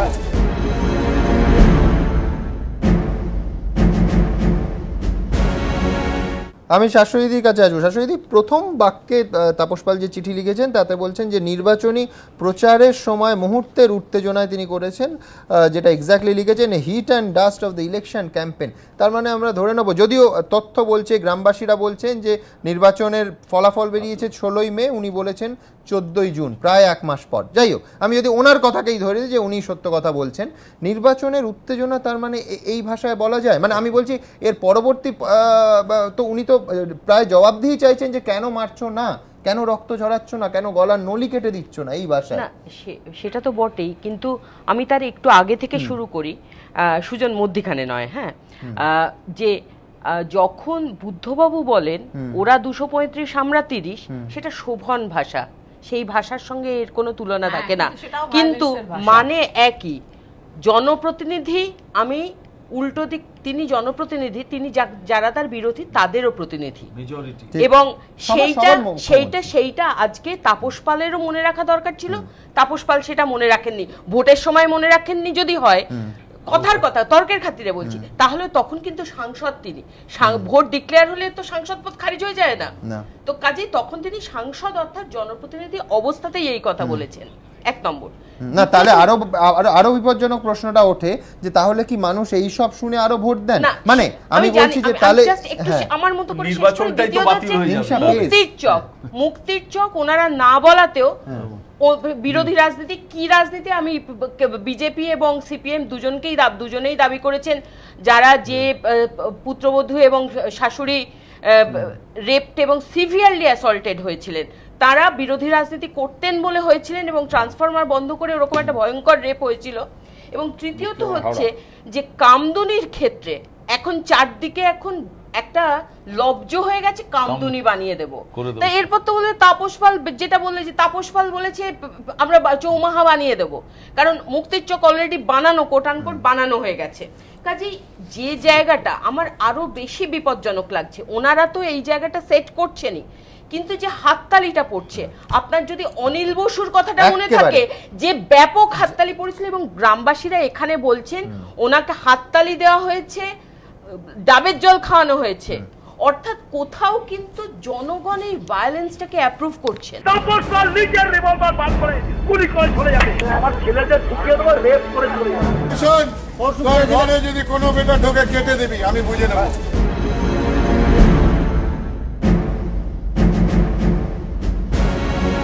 তাপস পাল নিজের রিভলভার বার করে গুলি করে চলে যাবে, আমার ছেলেদের ঢুকিয়ে দেবো, রেপ করে চলে যাবে।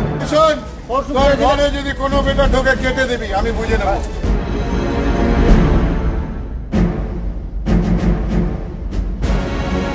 গ্রামবাসীরা এখানে বলছেন ওনাকে হাততালি দেওয়া হয়েছে, ডাবের জল খাওয়ানো হয়েছে, অর্থাৎ কোথাও কিন্তু জনগণ এই ভায়োলেন্সটাকে অ্যাপ্রুভ করছেন, এই ছোট করে দেওয়াটাকে, মেয়েদের রেপ করাটাকে অ্যাপ্রুভ করছেন। হতে পারে মূলত পুরুষ মানুষই থাকছেন, কিন্তু সেই জায়গাটা আমার কাছে অনেক বেশি ভয়ঙ্কর। যে একজন জনপ্রতিনিধি কি বললেন সেইটা কোথাও সাইড করে যদি কাজ হয়, পরবর্তী কি প্রভাব পড়ছে আমার কাছে সেটা সামগ্রিকভাবে যে ভায়োলেন্সের জন্মটা দিচ্ছে, হিংস্রতাটা, যে ওই হাতে মুখ, আমরা বাসে তর্ক করি যে হাত থাকতে মুখ কেন, এবার উল্টোটা হয়ে যাচ্ছে, মুখ মানে হাত থাকতে মুখ কেন হয়ে যাচ্ছে। আমরা তো আসলে বলি মুখ থাকতে হাত কেন, মারপিটটা যখন হয় আমরা এই পাশ থেকে মন্তব্য করি বাসে যেতে, এখন উল্টো দিকে হয়ে যাচ্ছে হাত থাকতে মুখ কেন। এখন তাপস পাল সেটাকে কোথাও অ্যাপ্রুভাল দিচ্ছেন, আমি জানি না এর পরবর্তীকালে প্রতিবাদ তো নিশ্চয়ই হবে, এবং শুধুমাত্র ক্ষমা চেয়ে এইটা যদি হয় তাহলে কিন্তু যেটা যে তাহলে জনগণের কাছে অ্যাপ্রুভাল না, তাহলে তুমি যা ইচ্ছে তাই করতে পারো না। এই ফার্স্ট অ্যাপ্রুভালটা আসছে কিন্তু তার তৃণমূল পার্টি থেকে, এই প্রথম অ্যাপ্রুভালটা আসছে যখন, শোনো, যখন অ্যাপ্রুভাল আমি লোবায় গিয়েছিলাম, তখন সেখানে তৃণমূলের কর্মীদের আমি নিজ চোখে দেখে এসেছি মেরে হাসপাতালে পাঠিয়ে দিয়েছে, সেটা অনুব্রত মণ্ডল। এই যে অনুব্রত মণ্ডলের কে গিয়ে সেখানে মুখ্যমন্ত্রী যখন প্রশাসনের তরফ থেকে মুখ্যমন্ত্রী হিসেবে গিয়েছিলেন, সমস্ত লোকটোক নিয়ে যেরকম যায়, গিয়ে কিন্তু তিনি তাদের সঙ্গে দেখা করেননি, তিনি লোবায় অনুব্রতর সঙ্গে, তার মানে ওর অ্যাপ্রুভালটা কিন্তু মানে রাইটার্স কার দিকে সেটা পরিষ্কার হয়ে যাচ্ছে। এই কথাটাই আমি বলেছিলাম যে এই কথাটা বললে মমতা খুশি হবে, সেই জন্যই তাপস পাল এই কথাটা বলেছে। আমি বলছি যেটা, যে অ্যাপ্রুভালটা যে শুধু প্রশাসনের তরফ থেকে রাইটার্স থেকে আসছে তা নয়, অ্যাপ্রুভালটা টিএমসির অফিস থেকেও আসছে, টিএমসির হেড অফিস থেকেও আসছে। এই অ্যাপ্রুভালটা হচ্ছে আরো ডেঞ্জারাস, কারণ তুমি যখন পলিটিক্সে এই ভাষা, এই attitude, this attitude two women, এটাকে যখন তুমি অ্যাপ্রুভ করে দিচ্ছ, তখন কিন্তু কোথাও একটা এটা সমাজে মান্যতা পেয়ে যায়। এই মান্যতা পাওয়ার জায়গাটাকে যদি আমরা আটকাতে না পারি, তাহলে কিন্তু আমাদের সমাজের আর সমাজত্ব কিছু থাকবে না।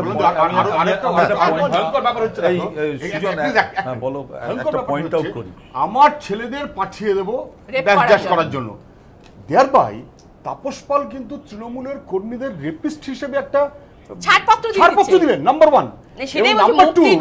একাধিক হবে, এটা কিন্তু এটা আমরাও মনে করি না, এটা হওয়ার কথা নয়, কিন্তু তার মানে তিনি কিন্তু তৃণমূলের কর্মীদের অসম্মান করলেন, নাম্বার 1। নাম্বার 2, খেলার অর্গানাইজার থাকে, মেলার অর্গানাইজার থাকে, এবং বিশেষ করে পশ্চিমবঙ্গ যখন আজকে নারী নিগ্রহের একদম ওপরের দিকে, মানে গত 2000 বেশ কিছু সাল থেকে 5-6 থেকে ওপরের দিকে উঠতে উঠতে 11, 12, 13তে একদম মাথায় গিয়ে পৌঁছেছে, সেখানে যদি এই জায়গাটা হয় সেটা কিন্তু আরো ভয়ঙ্কর একটা, যে আমরা বিচার কোনো পাবো না, যা ইচ্ছে করতে পারো, বিচার টিচার ভাই হবে না। ও কি বলেছে? ইলেকশনের সময় বলেছে। হ্যাঁ, তাপস বাবুর দাবি এটা যে অ্যাফিডেভিট করে বলো ইলেকশন বাতিল হয়ে যাবে হেড স্পিচের জন্য। এক্স্যাক্টলি, হেড স্পিচে এই ধরনের স্পিচ যদি বলে, যে কারণে ওই সমাজবাদী পার্টির লোকটিকে ধরা হলো, that was during election, that is a hate speech, ও তো ইলেকশন বাতিল হবে। ইমরান মাসুদ ও যদি বলে, ও মানে এই যে বলছে না, একটা মিথ্যা কথা বলতে গিয়ে আরেকটা দলের মধ্যে বলেছে, এবং যখন গুজরাটের দাঙ্গা হয়েছিল, জেনোসাইড হয়েছিল, দাঙ্গা নয়, গুজরাটে যখন এটা হয়েছিল, তখন গুজরাটের আরএসএস এর লোকেরা যে বা অন্য যারা এটার উদ্যোক্তা ছিল, তারা যখন মেয়েদের রেপ করে এসছে, মুসলিম মেয়েদের, হিন্দু মেয়েরা তাদের স্ত্রীরা তাদের তিলক পরিয়েছে। এটা আমরা গুজরাটে গিয়ে ইন্টারভিউ নিয়ে দেখে এসেছি। হ্যাঁ, 2002 এর কথা বলছি। এই যে অ্যাপ্রুভালটা সোসাইটি দিল, এই তিলক পরানো একজন স্বামী, তিনি যখন একটি মেয়েকে রেপ করে আসছে, স্ত্রী যখন তাকে তিলক পরাচ্ছে, তখন একটা অ্যাপ্রুভাল সোসাইটি দিয়ে দিল সেই মেয়েটির মধ্যে দিয়ে। এবং এই যে অ্যাপ্রুভালটা, যেটা একটা পলিটিক্যাল অ্যাপ্রুভালে টার্ন করে গেল, সেইটাই কিন্তু সমাজটাকে এরকম কোন পরম্পরা কিন্তু গুজরাটে চালু হয় না, ডেফিনেটলি নয় এরকম কোন পরম্পরা। কিন্তু এই যে পরম্পরাটা আজকে আমরা পশ্চিমবঙ্গে দেখছি, এটা 1977 সাল থেকে চালু হয়ে আসছে।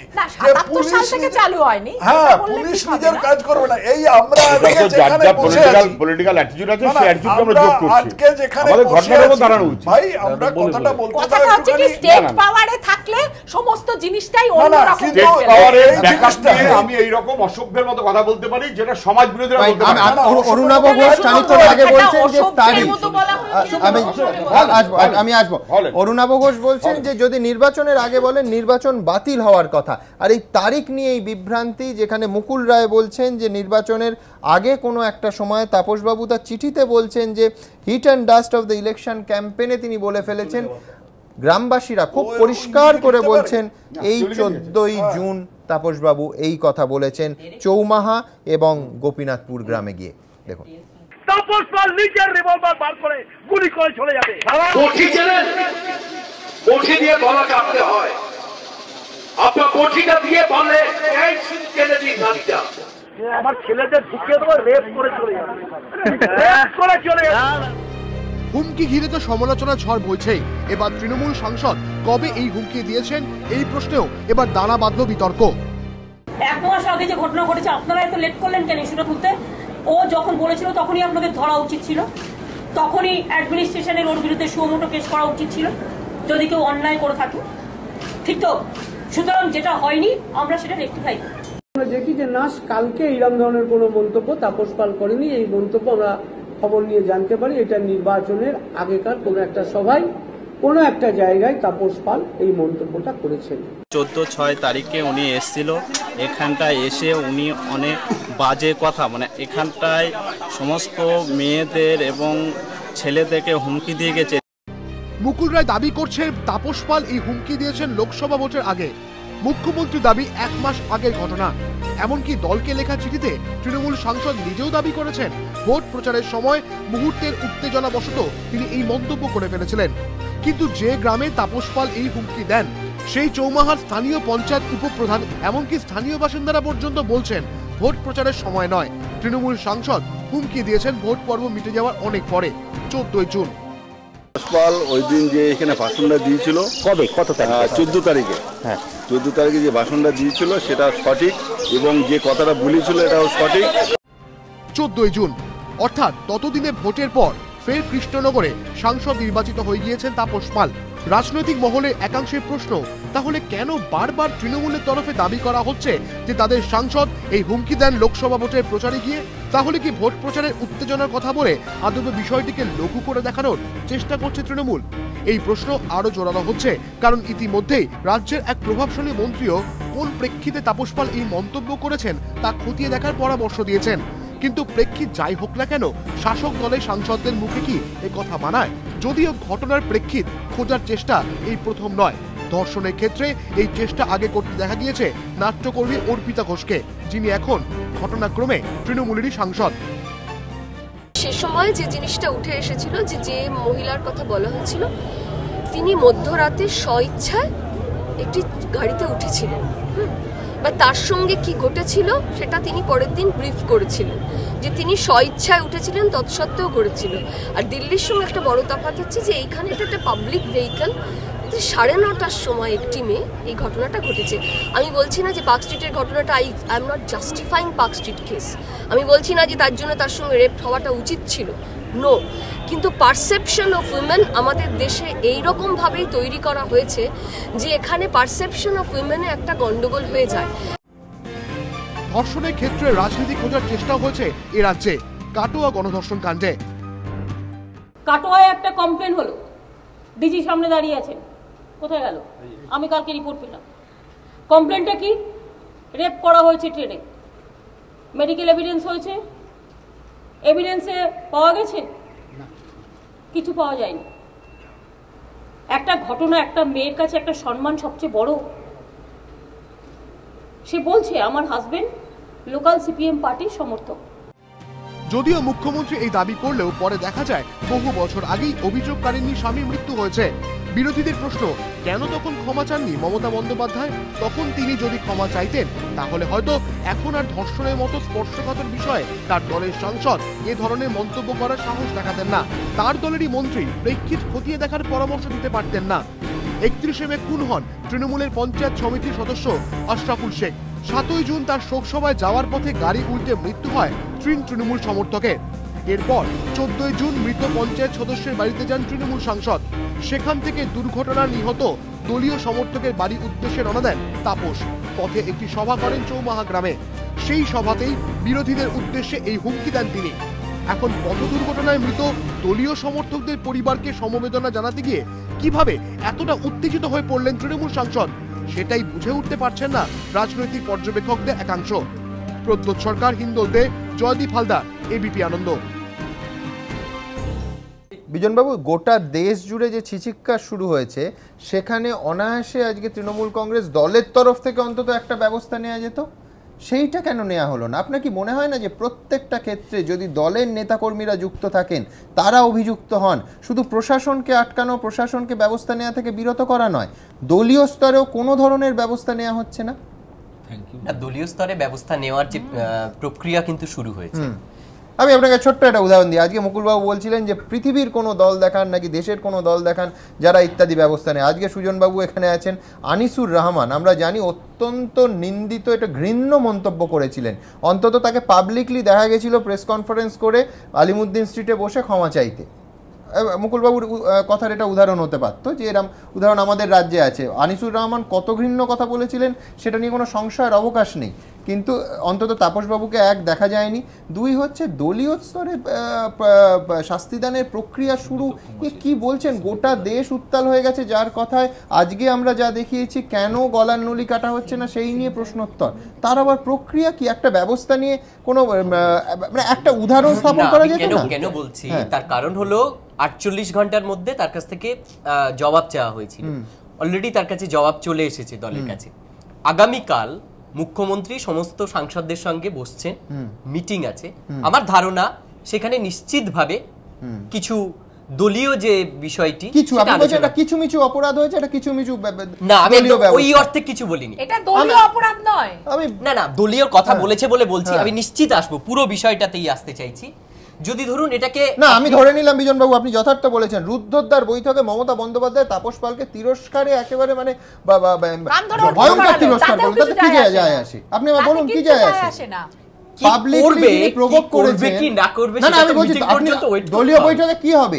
মুখ্যমন্ত্রী হিসেবে তো করেননি, দলীয় বৈঠকে খুব বকাঝকা করলেন, কি এসে গেল আমি জানতে চাইছি। মুখ্যমন্ত্রী হিসেবে তো তাকে কেস ফাইল করতে হবে। দলীয় বৈঠকে তো মুখ্যমন্ত্রী হিসেবে ব্যবস্থা নিতে পারবেন না, পারবেন কি?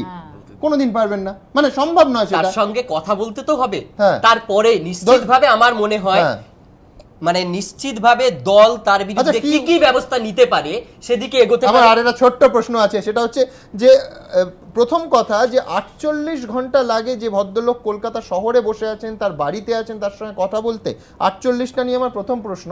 দুই হচ্ছে যে মুখ্যমন্ত্রী কথা বলবেন কেন? যদি এত পরিষ্কার এখানে আইনজীবীরা বসে আছেন, রাজ্যে দেশে আইনের শাসন থাকলে পুলিশের ব্যবস্থা নেওয়া উচিত, সেটা মুখ্যমন্ত্রী তার সাংসদের সঙ্গে কথা বললেন কিনা তাতে প্রশাসন এবং পুলিশের কিচ্ছু আটকায় না। মানে আমি বলছি কোথায় এই যুক্তিটা আসছে যে মুখ্যমন্ত্রী 48 ঘন্টায় কথা বলবেন? না, মুখ্যমন্ত্রী কেন পুলিশ অপেক্ষা করবে? দল ব্যবস্থা নেওয়ার কথা বলেছে যে 48 ঘন্টার মধ্যে পুলিশ তো ব্যবস্থা নেয়নি। না, পুলিশ ব্যবস্থা নেয়নি। পুলিশ নিশ্চয়ই তাকে 48 ঘন্টা সময় দেয়। দল ব্যবস্থা নেয়ার কে? আমি সবচেয়ে আগে প্রশ্ন করব, দল ব্যবস্থা নেয়ার কে? না, এটা সুমন বাবু আমাকে জিজ্ঞাসা করলেন বলে বলছি। আমি যাব, আমি মূল জায়গায় যাই। এই যে আজকে যে প্রেস কনফারেন্সটা মুকুল রায় এবং ডেরেক ওব্রায়ান করলেন, মধ্যখানে তো তাপস পালকে বসিয়ে দিতে পারতেন, দলই যদি ব্যবস্থা করে এবং তার স্টেটমেন্ট তাকে ফেস করতে দেওয়া। সেটা তো করতে আমি একটু বলিনি, তার বাড়িতে কলকাতায় আছেন, তারপরে 48 ঘন্টা কোথা থেকে আমি একটু উত্তরটা দিইনি। আগামী কাল মুখ্যমন্ত্রী সাংসদদের সঙ্গে বসার পর কি হয় আমরা সেদিকে লক্ষ্য রাখবো। এক সেকেন্ড, মুখ্যমন্ত্রী হিসেবে বসতে পারেন না, দলীয় নেত্রী হিসেবে বসছেন, মানে নেত্রী হিসেবে, দলনেত্রী হিসেবে সরকার ব্যবস্থা সেখান থেকে হতে পারে না। কিন্তু বিষয়টা যদি রাজনীতি ভাবে দেখেন, রাজনৈতিক ভাবে, আমি তাহলে অন্য কথা বলবো। যদি সাধারণ মানুষ হিসেবে দেখা হয় এই ঘটনাকে রাজনৈতিক হিসেবে বলবেন যে সিপিএম এর আমি একটু অন্য দৃষ্টিভঙ্গিতে দেখতে চাইবো। আমি প্রথম বলেনি সাধারণ মানুষ হিসাবে কি, সাধারণ মানুষ হিসাবে এটা একদম ঘৃণ্য এই বক্তব্য। সাধারণ মানুষের কাছে এই বক্তব্য যাওয়া মানে শুধুমাত্র এই ধর্ষণের কথা বলার জন্য আমি বলবো না, বিরোধীদের জন্য যে সম্মান জানানো তার পরিবর্তে যে ভাষা ব্যবহার করেছে সেটা অত্যন্ত অন্যায় করেছেন তিনি। এবং আমার মনে হয় পার্থ চট্টোপাধ্যায় মহাসচিব হিসাবে যে বক্তব্য রেখেছেন, কিংবা মুকুল রায় সর্বভারতীয় সাধারণ সম্পাদক হিসাবে যে বক্তব্য রেখেছেন, দল যে সেটার বিরোধী, দল সেটাকে যে মানে তার পক্ষে নয়, তা বক্তব্য পরিষ্কার সেদিক থেকে। আমি যেটা বলতে চাই যে মমতা বন্দ্যোপাধ্যায় মানবিক দলনেত্রী হিসাবে নিশ্চিত কোন সিদ্ধান্ত নেবেন। আচ্ছা, দলনেত্রী কেন বলছেন আমি এটাই বুঝতে পারছি না।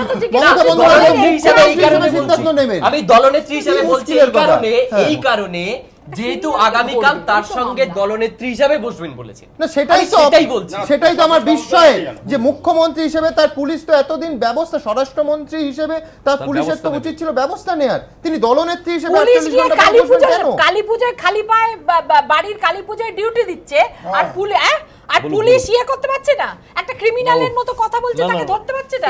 এবার একটু রাজনৈতিক ভাবে যদি বলি, আমি যদি বলেনি সেটা হচ্ছে ফৌজদারি দণ্ডবিধির সবথেকে গুরুতর অপরাধ দুটো, ধর্ষণ এবং খুন, সেই দুটো নিয়ে কথা বলেছেন, প্রভোগ করেছেন, প্ররোচনা দিয়েছেন। এখানে তো দলনেত্রী হিসেবে তার ভূমিকা আমি দেখছি না, আমি দেখছি রাজ্যের মাননীয় মুখ্যমন্ত্রী এবং স্বরাষ্ট্রমন্ত্রী হিসেবে তার ভূমিকা এবং তার পুলিশের ভূমিকা। আমি বুঝতে পারছি না যে 48 ঘন্টা তিনি, মানে আমার বক্তব্য যে সুমন মুখোপাধ্যায়কে থানায় বসিয়ে রাখা যায়, তাপস পালকে থানায় রাখা যায় না।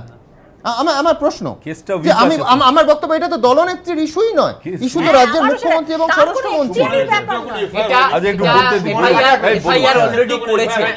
এফআইআর হবার আগেই 23 ঘন্টা জেরা করা হয়েছে। রাজনৈতিক দলের পক্ষ থেকে শ্যামপুকুর থানায় অলরেডি দায়ের হয়েছে, আমি যতটা টিভিতে দেখলাম এফআইআর দায়ের হয়েছে বা অভিযোগ দায়ের করেছেন সম্ভবত। যাই হোক, আমি একটু রাজনৈতিক ভাবে যেটা দেখতে চাইছি, যদি এই ঘটনায় কিছু না করা হয় তাহলে সাধারণ মানুষ দেখছেন, মানুষ তার বিচার করবেন। যে মানুষ তাকে ভোট দিয়ে জিতিয়েছেন, শুধু সেই মানুষের কথা বলবো না, আমি সেই মানুষের কথা বলবো না, আমি সারা বাংলার মানুষের কথা বলবো, কারণ বাংলার মানুষের সম্মান মাথা হেঁট হয়ে যায় দেশের কাছে। আমি শুধু পুরনো ফ্ল্যাশব্যাকে একটু দেখতে চাই অনিল বসু, বিনয় কোঙ্গার কিংবা আপনি বললেন আনিসুর রহমানের কথা। অনিল বসু বলেছিলেন বাবুদের কাছে বিকিয়ে দিয়েছেন মমতা বন্দ্যোপাধ্যায়। তার কি হয়েছিল আমি একটু জানতে চেয়েছি। আমি শুধু আপনারা এক্ষুনি বলবেন তাড়িয়ে দিয়েছে অনিল বসু এটা বলেছিলেন, এক্ষুনি বলবেন আরো খারাপ কথা বলেছিলেন, কিন্তু আপনারা বলবেন তাদেরকে তাড়িয়ে দেওয়া হয়েছে। আমি শুধু বলতে চাইছি আমি এখানে আপনাকে ক্লারিফাই করে দিই, তাকে এই ঘটনার জন্য মোটেই তাড়ানো হয়নি। তাকে দলের বিরুদ্ধে তার স্ত্রী প্রেস কনফারেন্স করেছেন, তারপরে তাড়ানো হয়েছিলেন।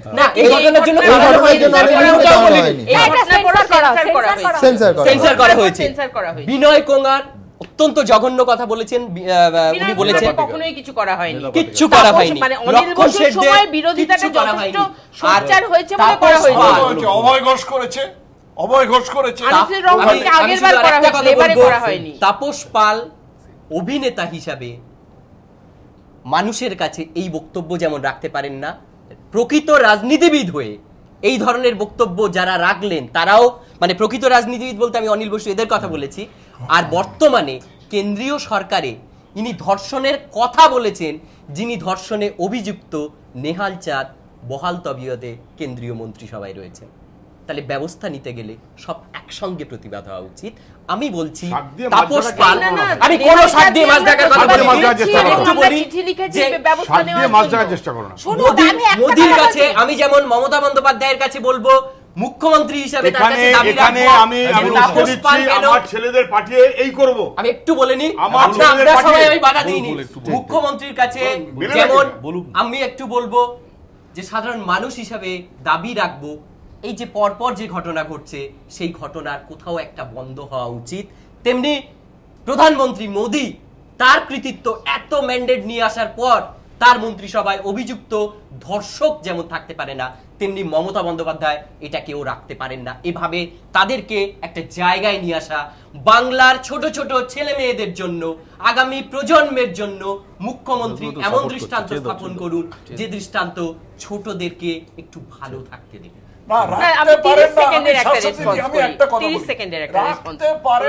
এটা তো ভবিষ্যৎবাণী, কিন্তু এখন পর্যন্ত আমরা কি দেখছি, আমরা একটা ভুল করছি। আমরা কিন্তু এখানে তাপস পালের ওপর এসে ঝাঁপিয়ে পড়েছি। ব্যাপারটা তাপস পাল নয়, ব্যাপারটা তাপস পাল, ব্যাপারটা অরূপ চক্রবর্তী, ব্যাপারটা আরাবুল ইসলাম, ব্যাপারটা মনিরুল ইসলাম, ব্যাপারটা অনুব্রত। তা যদি হয় তাহলে ব্যাপারটা মমতা ব্যানার্জি নিজে, এবং শেষ তার ক্ষমা চাওয়া উচিত। ব্যাপারটা মমতা ব্যানার্জি নিজে ক্ষমা চাইলে হবে না, কারণ ওরা একটা প্যাটার্ন সেট করেছে। ব্যাপারটা কামদুনির যে ঘটনা ঘটেছে সেই কামদুনির ব্যাপারটাকে উড়িয়ে দেওয়া, কামদুনির ব্যাপারে যথাযথ ব্যবস্থা না নেওয়া, ব্যাপারটা হচ্ছে পার্ক স্ট্রিট গণধর্ষণের ব্যাপারে সাজানো ঘটনা বলা, ব্যাপারটা হচ্ছে কাটোয়ার ব্যাপারে যে একটা মেডিকেল এভিডেন্স করা, ব্যাপারটা হচ্ছে ভবানীপুর থানা থেকে মুখ্যমন্ত্রী হয়ে নিজে গিয়ে আসামি ছাড়িয়ে আনা, গুন্ডা কন্ট্রোল করা। পুরো জিনিসটা আমি গুন্ডা কন্ট্রোল করি, পুরো জিনিসটা একটা ট্রেন্ড দেখা, একটা প্রবণতা দেখা, এবং সেই প্রবণতা হচ্ছে এটা গভর্নেন্সের প্রবণতা নয়, এটা প্রশাসনের প্রবণতা নয়, এটা হচ্ছে একটা একদল গুন্ডা পোষার প্রবণতা। এবং এর পেছনে দুটো জিনিস আছে। প্রথমত ঔদ্ধত্য।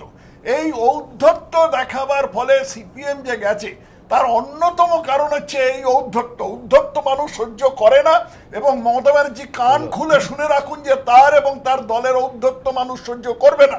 এবং দ্বিতীয় হচ্ছে যেটা আজকে দেখতে পাচ্ছি আমরা জেলায় জেলায় ঘটছে, সেটার মধ্যে একটা হতাশা, একটা ডেসপারেশন আছে যে তৃণমূলের পায়ের তলা থেকে বোধহয় মাটি সরছে, অতএব যে করে হোক বিজেপি উঠছে, বিজেপিকে কেটে কুচি কুচি করে ফেলতে।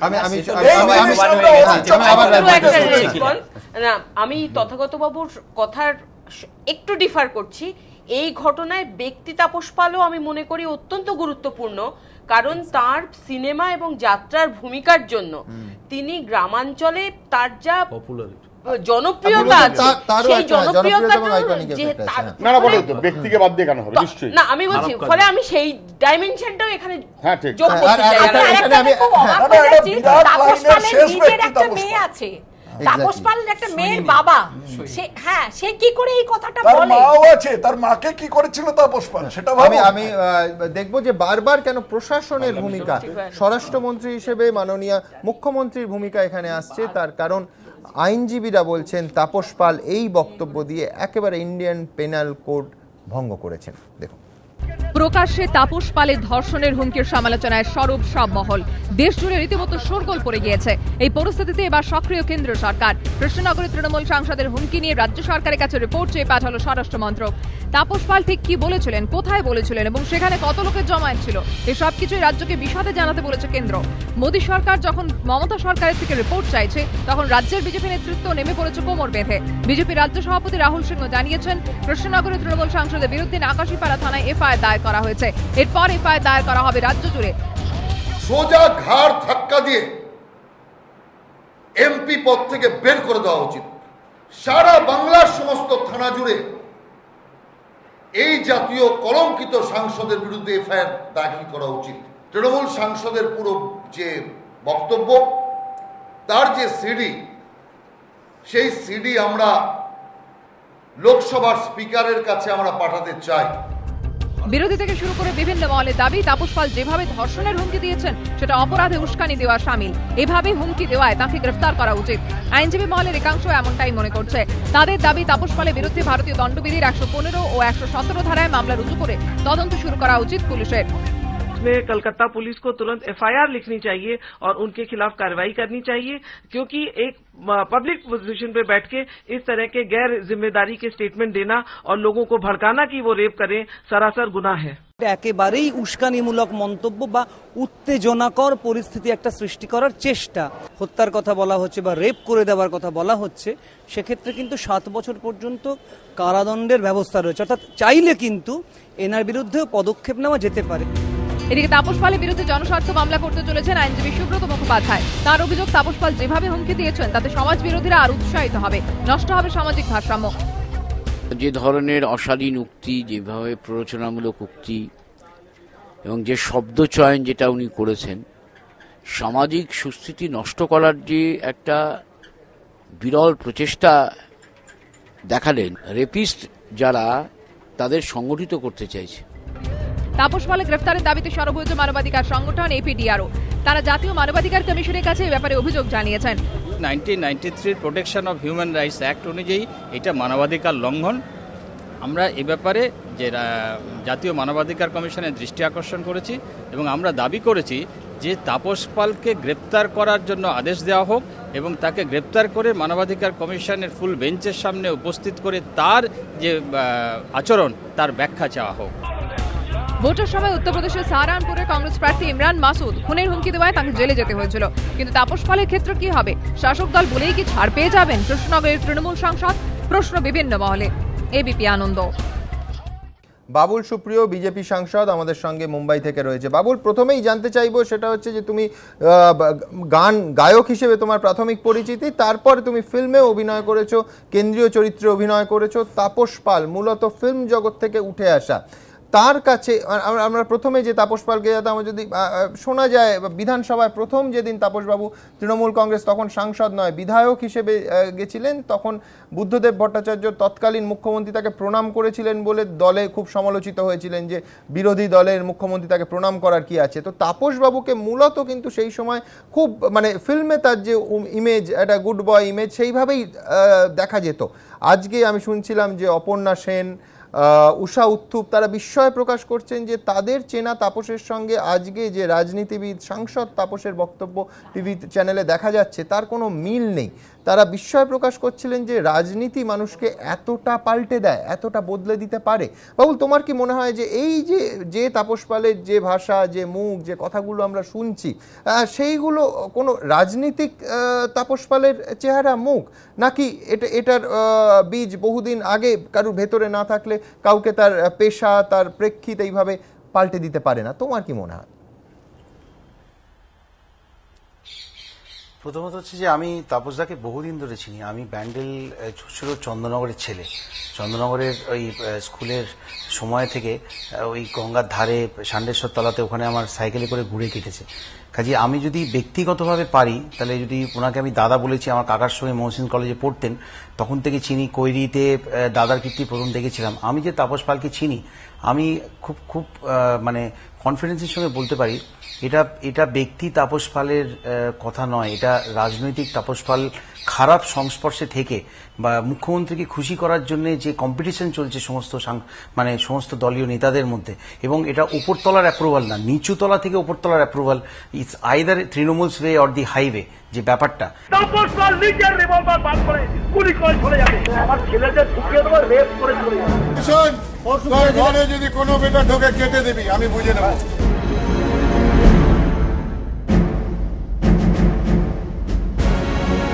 তাপস পাল নিজের রিভলভার বার করে গুলি করে চলে যাবে, আমার ছেলেদের ঢুকিয়ে দেবো, রেপ করে চলে যাবে। ঘরে যদি কোনো বেটা ঢোকে কেটে দিবি, আমি বুঝে নেব।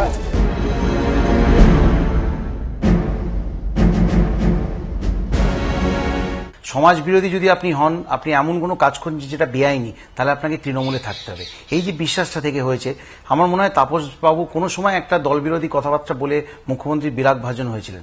এখন উনি কম্পিটিশন করে ওই অনুব্রত মণ্ডল বা মনিরুল ইসলাম, যেটা আমি দেখি, ওনাদের সঙ্গে কম্পিটিশন করে ওই একই ভাষা বলে মুখ্যমন্ত্রীর মন জয় করতে পারছেন। তার কারণ হচ্ছে এভাবে যে মুখ্যমন্ত্রীর মন জয় করা যায় সেটা কিন্তু প্রমাণিত। আর তাপস পালের এগেনস্টে আপনি ব্যবস্থা নেবেন কি করে? কারণ তাপস পালের এগেনস্টে যদি আজকে প্রথমেই বলি যে ভাই হিসেবে কিন্তু আমি যদি পারি, আমি কিন্তু ওনার হয়ে ক্ষমা চেয়ে নেবো। তার কারণ হচ্ছে ব্যক্তি তাপস পালকে আমি খুব ভালোবাসি, এবং উনি কিন্তু এরকম মানুষ নন, আমি আপনাকে গ্যারান্টি দিয়ে বলছি উনি একদমই এরকম মানুষ নন। কিন্তু এই যে একটা যখন রাজনৈতিকভাবে আপনি একটা কম্পিটিশনের মধ্যে চলে যাচ্ছেন, তখন আপনি দিকবিদিক জ্ঞান শূন্য হয়ে কথা বলছেন। আমি টেম্পোরারি ইনস্যানিটি মনে হয়েছে আমার টিভিতে এইটুকুনি দেখে। আমি তাপসদাকে ডেফিনেটলি জিজ্ঞেস করবো যখন আমার সঙ্গে দেখা হবে। সেকেন্ডলি হচ্ছে যে আপনি যদি আজকে তাপস পালকে বহিষ্কার করেন, তাহলে আপনি অনুব্রত মণ্ডল মনিরুল ইসলামের ক্ষেত্রে কি করবেন? তাপস পাল তো ভোট আনতে পারেন, আমি যতটা জানি তাপসদা ডেফিনেটলি রিগিং করতে পারবে না, ওর দলের ছেলেরা হয়তো করে। অনুব্রত মণ্ডলকে আপনি কি বরখাস্ত, তাপস পালকে করলে অনুব্রতকে করতে, তাহলে রিগিংটা করবে কে? আসানসোলে কে গুন্ডা নিয়ে ঢুকবে? বাবুল সুপ্রিয়কে কে হুমকি দেবে মাঝরাত্রে ও আননোন নাম্বার থেকে? সেটা হয়তো অনুব্রত মণ্ডল করেছে বলে আমি প্রমাণ করতে পারবো না। আজকে এই যে গুন্ডামির যে রাজটা চলছে, তার শিকার তাপস পাল। একটা সিম্পল মানুষ হলে সে রাজনীতিতে এলে কতটা বিকৃত হতে পারে, এটা তার প্রমাণ। আজকে সন্ধ্যেবেলায় আমাদের একটা টিভিতে বসে এমন একটা প্রোগ্রাম শুনতে হচ্ছে, তাতে কথা বলতে হচ্ছে, এটা আমাদের বাঙালির কাছে একটা লজ্জার। আমি খুব খুশি যে আমার মেয়ে এই মুহূর্তে টিউশনে গেছে, বাবা টিভিতে কিছু একটা বললে বা প্রোগ্রামে থাকলে মেয়ে দেখে, আজকে হচ্ছে ওটা দেখছে না, এবং এটা বাংলার সঙ্গে যে জড়িত একটা ঘটনা। আমি খুব খুশি যে আমার মেয়েটা দেখছে না, নাম্বার ওয়ান। আর সত্যি বোধহয় আজকে তৃণমূল কংগ্রেস সর্বভারতীয় দল হয়ে উঠলো। আদারওয়াইজ কিন্তু, আর বিজন তোমাকে দেখাচ্ছে এখন, তুমি প্লিজ কিছু বলো না। তুমি যদি দলকে কারেক্ট রিপ্রেজেন্ট করতে চাও না, তাহলে মাথা নিচু করে বসে থাকো, আর কোনো কথা বলো না। তুমি আজকে যা বলবে পুরোটাই ভুল হবে। এবং তুমি যেটু একটু আগে বললে, বলা যায় না হয়তো তৃণমূল থেকে সত্যি কথা বলার জন্য তোমাকে বহিষ্কার করা হবে।